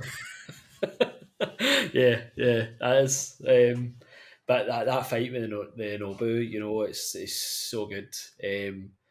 You see him like try to struggle with the Nobu and the Nomu, sorry, and the Nomu's got all these different powers. It's got like he sucks in, like he kind of get hurt, and he's got regenerative and stuff like that. And you see All Might try to do all different stuff to try to batter him, and then he just it's just so good the fight. You actually just start to see what All Might's, because you see All Might at the start of the season, but it's always kind of done in one punch, Yep. you know.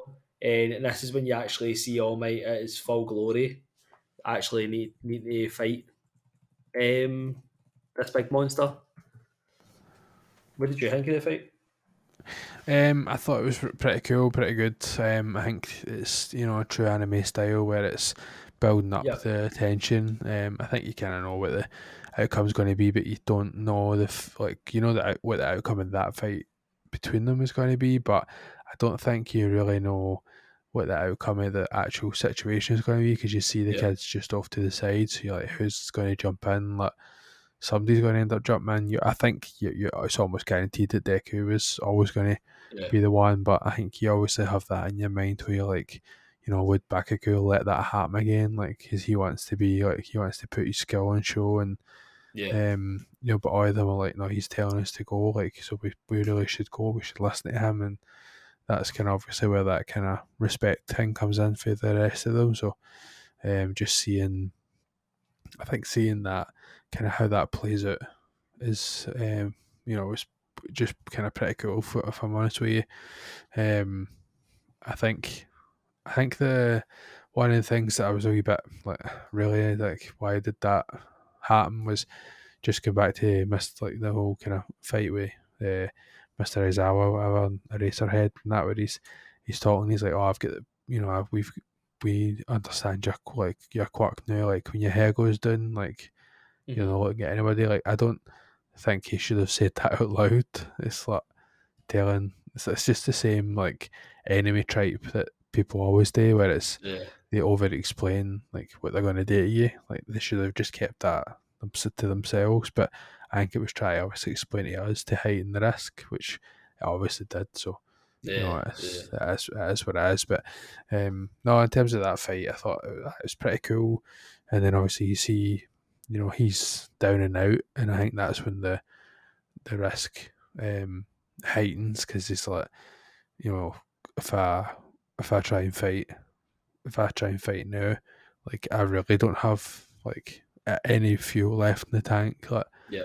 it's I have to just try and kind of call the bluff, which I thought to myself that it's just what you mentioned earlier about how you can hear what he's saying. Yeah. It's just that kind of like, right. I think if you couldn't hear what he was saying, like the total end of that episode changes. Like, it changes in how we would view it, because you don't fully understand the risk, because they kind of show it. Yep. It's not like his left arm like goes smaller, and like it's like his full body just goes like that. So it's not like you can gradually see it. Obviously, you see the smoke and stuff, but until you like hear it in his head, like, I am at busting point now. Like, I'm literally about to go. Yeah. Like, if this doesn't happen, so I'd say it was. I wouldn't say that was like the highlight of the series or anything. Like the fight or the villain story stuff. I'm probably coming down. Or it sounds like I'm coming down harder on it than it really needs to be the case. Like, there was elements here that was really funny in that, but I just think as a debut season, it would have been pretty cool seeing a wee bit more and getting Deku a wee bit more ready, but I did understand the arc, and so I'm Yeah. pretty interested in the next season. So it's obviously done something right. I love it when he blows that Nomu right out the stadium. Then he goes like to everybody. I mean, I'm slowing down. I mean, that usually would have took me 10 punches, and it took me 300. Aye. No, Aye. again, what I've been saying throughout this entire podcast, it's total world building. My thought straight away was like, imagine seeing like him in his prime. Oh yeah. We're seeing All Might at the end Yep. his career. I mean, Yep. imagine what it would be like right in his prime. Aye. But it was really good. I really enjoyed that. I thought it was a good fight for right at the end. We've obviously seen all the kids fighting throughout the full season, and obviously at the end we were most of the kind of henchmen. So it was just good to actually get that one big ultimate fight right at the end of the season. Aye. It's a good way Good to cap. finish it off, as you said. It's a good Yep. way to finish it off, and Yep.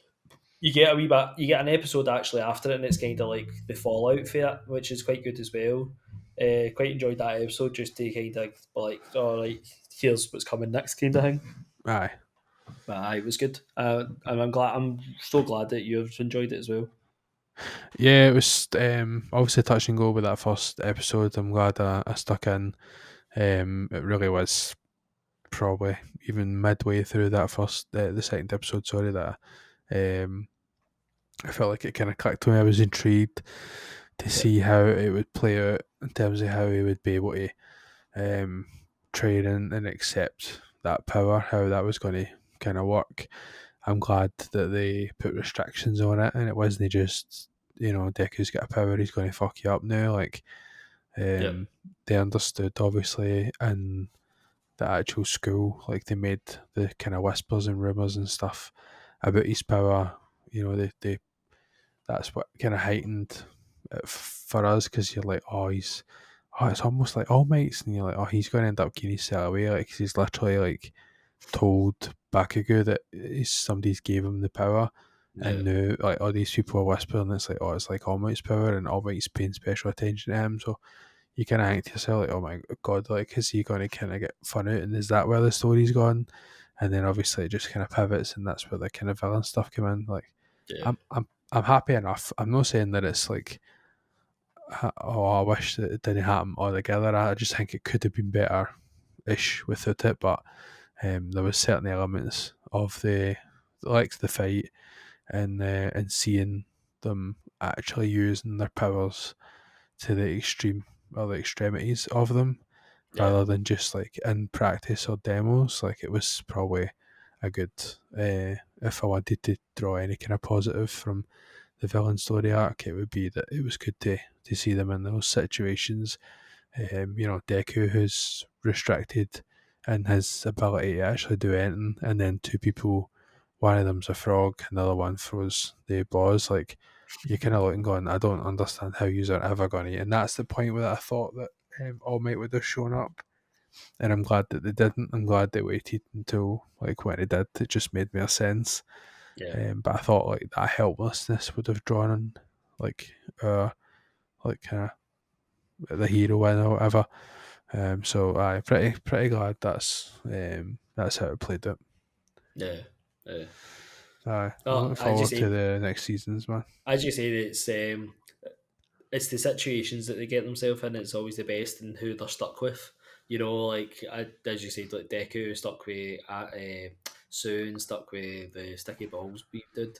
It's you get these wee combinations. That it's like, right, we need to work together to see what's the best tactic to get out of this situation, and Yep. that is something that happens throughout the entire seasons.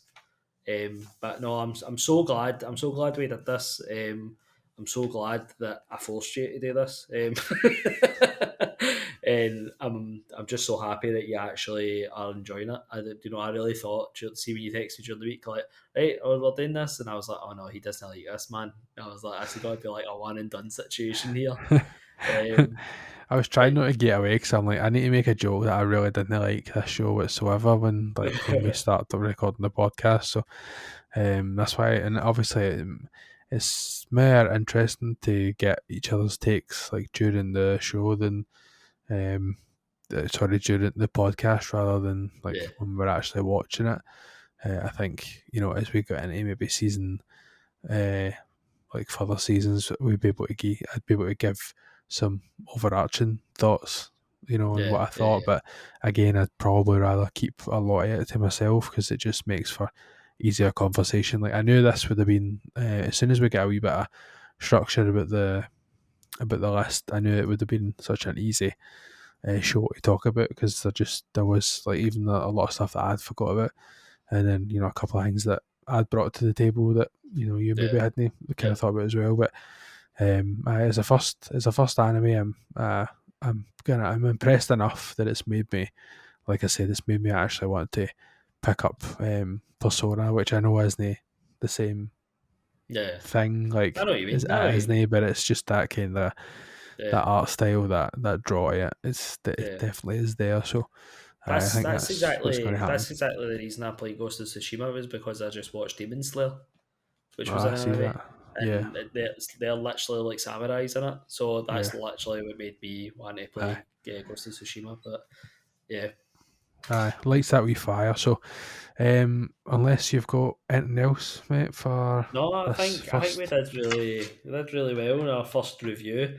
No, Aye. first anime for Sean in our first review of the podcast. Couldn't Aye. ask for a better episode. No, we really couldn't. I don't believe in kind of scoring. I think if you've listened this far, you'll know how we feel about the show, and if it sounds like it's something that you are interested in, then I would definitely advise checking it out. If you're in the UK, Definitely. it's on Netflix at the minute, season one. Yep. Um, I'm not entirely sure how I'm going to go about watching the rest of the seasons. I think maybe Crunchyroll have it. Funimation or Crunchyroll, whatever one. Aye. I'll tell you right now, Crunchyroll is bought Funimation, right? So Crunchyroll are only bringing out new stuff in Crunchyroll, but if it's already on Funimation right now, you're getting it for cheaper. And there's even if there's a new season of My Hero Academia, they're still going to put it on that because Right. they started it on that. Right. Okay. So Right. Okay. so if you're in the UK, as you said, season one's on Netflix. If you want to continue, Funimation is the cheaper option for if you want to continue watching the rest of it, Right, or you okay. can just go to Crunchyroll. Yeah. I'll probably I don't know, maybe do a wee bit of research for the price differences and what other things that they carry. Just just in case I wanted to make my buck go a wee bit further.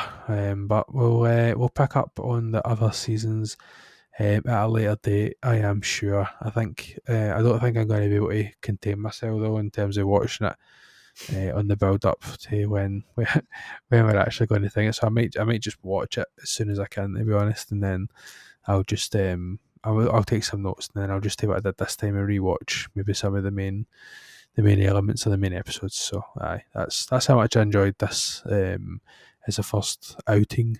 I managed to watch it and then watch like almost half of it again before we recorded this. So yeah, why don't we move on to our ever ever blooming segment of Gary's rants. Gary, do you have a rant this week?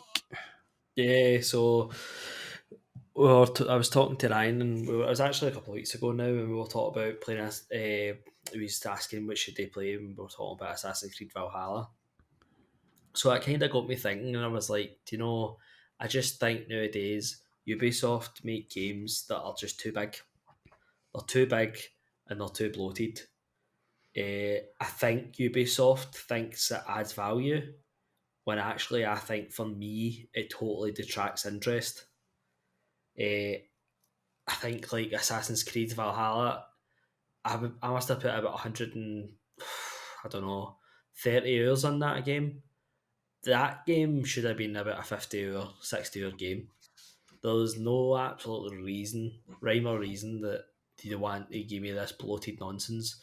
I'd just gone doing every single base, and somebody like me, I know it's like people will be like, "Ah, it's your own fault," but I've just got this kind of OCD in me that see if there's a map, I need to try and do all the checkpoints. It's just the way I play games. It's just the way I've always played games. And I know there's people will be like, well, just don't do them. And it's like I know, like, I just need to do it, you know. And I just think Ubisoft are just kicking the absolute arse out it. It's not even just the Assassin's Creed. Every single open world Ubisoft game is just humongous. They come out every time with a new game. They're like, we have got even a bigger map. And I'm like, no, stop. Stop with the bigger maps. We don't need a bigger map. I would rather a smaller map and more condensed and more stuff in it. Don't give me a bigger map that's more vast and more empty with just stuff splattered about. I don't want that. I want a curated, nicer map. And that's my Gary rant. All right then.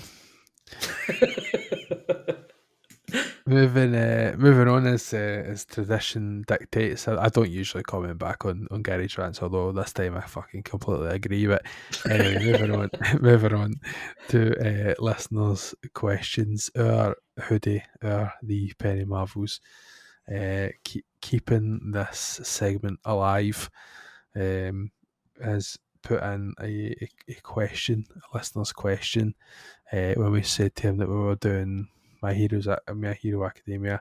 He right off the bat put his question in our group chat on WhatsApp right away, and he said to us, "What do you think each other's quirks would be, or what would you make each other's quirks would be?" Probably because I think it could really be tailored to anything. So, Yeah. did you put any thought or anything into what you So, think? so I went with what I think your quirk would be, and Aye, that's fine. and Cause I think I did the same. I don't know. I don't know how to explain it. Like, I don't know what the word for it would be, but I think your quirk, because this happens to you constantly in a daily life, is Mm-hmm. people you would just have some sort of, like, you would radiate something that people just tell you stuff about themselves. All right. Okay. Gets you into weird situations. You Right. know, Okay. I've hundreds of times I've been out with Sean, and we'll be in like a shopping centre, we'll be getting served, and the woman across the desk just tells Sean something completely about her life and all that, and I'm just sitting there like looking at Sean like, how did we get in this situation? What is she Aye. talking about? You Well, know, that and happens to that any you happens would know, by the that way. happens all the time to Sean, all the time. And I'm always like, Sean just makes pals wherever he goes, and people just tell him stuff for absolutely no reason, no rhyme or reason. And that'd be Sean's quirk. The people would Aye. just start telling him stuff about their personal life that he's just, I got this information to do nothing with. Aye, I'm sure I could put that to good use. Yeah, I could find out all the secrets and stuff. But, aye, no, that's a pretty good one. Actually, a pretty well thought out one. If I'm honest with you, mine seems quite fucking shite compared to that. But I I wish I'd have went first. I homed into the kind of painting side. I thought that was kind of the first thing that came to my mind. So I fucking stuck with it. But I had the two kind of approach kind of thing. I had the first one where it was like tying into the kind of creativity type thing. I put like paintings, like kind of come to life type thing. Like you'd be able to Mhm. paint something and then you'd be able to actually like, I don't know if he would like be able just to fucking grab it out of the painting and then Use make it. use of it. But the other thing was to be able to like paint like almost I've the way I've written it is like paint doors like into scenery, but you'd be able to like paint scenery which would be like a door, like do you know what I mean? Like so you'd be able to Yeah, paint yeah, something you yeah. could Like a literally door like into a world. Yeah, yeah, you'd be able to like pass through that painting and you'd be like in that place in that location. So I thought that would be like that's I yeah. think that'd be a That's a good one. That's a pretty good cool one. idea, man. I know it just felt like it was quite like lazy because yours is like like a personal thing on like what my personality So is. it's just that one. And then I'm just like, aye, Gary paints. Like it seems to be like the one thing that I fucking talk about you about. I thought that'd be quite a cool thing. You could there's multiple things that Yeah. we could use that for. So that's what I went for No, they're the good. painting. They're good. Thank you so Yeah, much, Hoodie, for that. Right in. yeah, You saved this part of the show. yeah. It's there used to be a segment on the radio show, and it would be like if nobody makes us if nobody makes us laugh with the joke with like a joke of the day kind of thing. That's what the segment was. It was like what's the joke of the day, and if nobody makes them laugh, they would cancel the segment. If nobody fucking writes in, we're cancelling this segment. Just so you know, until people randomly write in. But no, listen, Hoodie, we appreciate it. Obviously, there's a few others that have kind of written in here and there, and we do obviously appreciate that. We appreciate all the listens, likes, reviews, and things like that as well. If you're on Spotify or any of the other podcast services, we've managed to get ourselves onto iTunes, and we're also on Amazon Music as well. Of course, we started out on YouTube at the same time as the Anchor and Spotify feed. So if you want to kind of leave us a comment, it's maybe a good place to go is the YouTube feeds. It's it means the world that we're actually even just making time to create these podcasts, but getting some views and some likes sure make it all the while worth all the while even. But whatever you can, even if you can't leave a comment, just a wee like, a wee bit of feedbacks goes a long way. That's Definitely. for sure. So yeah, until next time, thanks very much for listening, and we'll see you next time. Plus Ultra! Goodbye, children. Hello everyone, that was another episode of the Vault Dwellers podcast. Thanks very much for listening. If you'd like to keep up with myself and Mr. Gary Moore, Gary is over on Instagram at Gary Moore's Art, and you can keep up with myself on Twitter and Twitch at MrMac92. A very special shout out to some very special friends in Al, the Predator Tribesman, for creating the intro and outro music, and of course a shout out to Hoodie at the Penny Marvels for creating the logos. Thanks again for listening, and we'll see you next time. Thanks.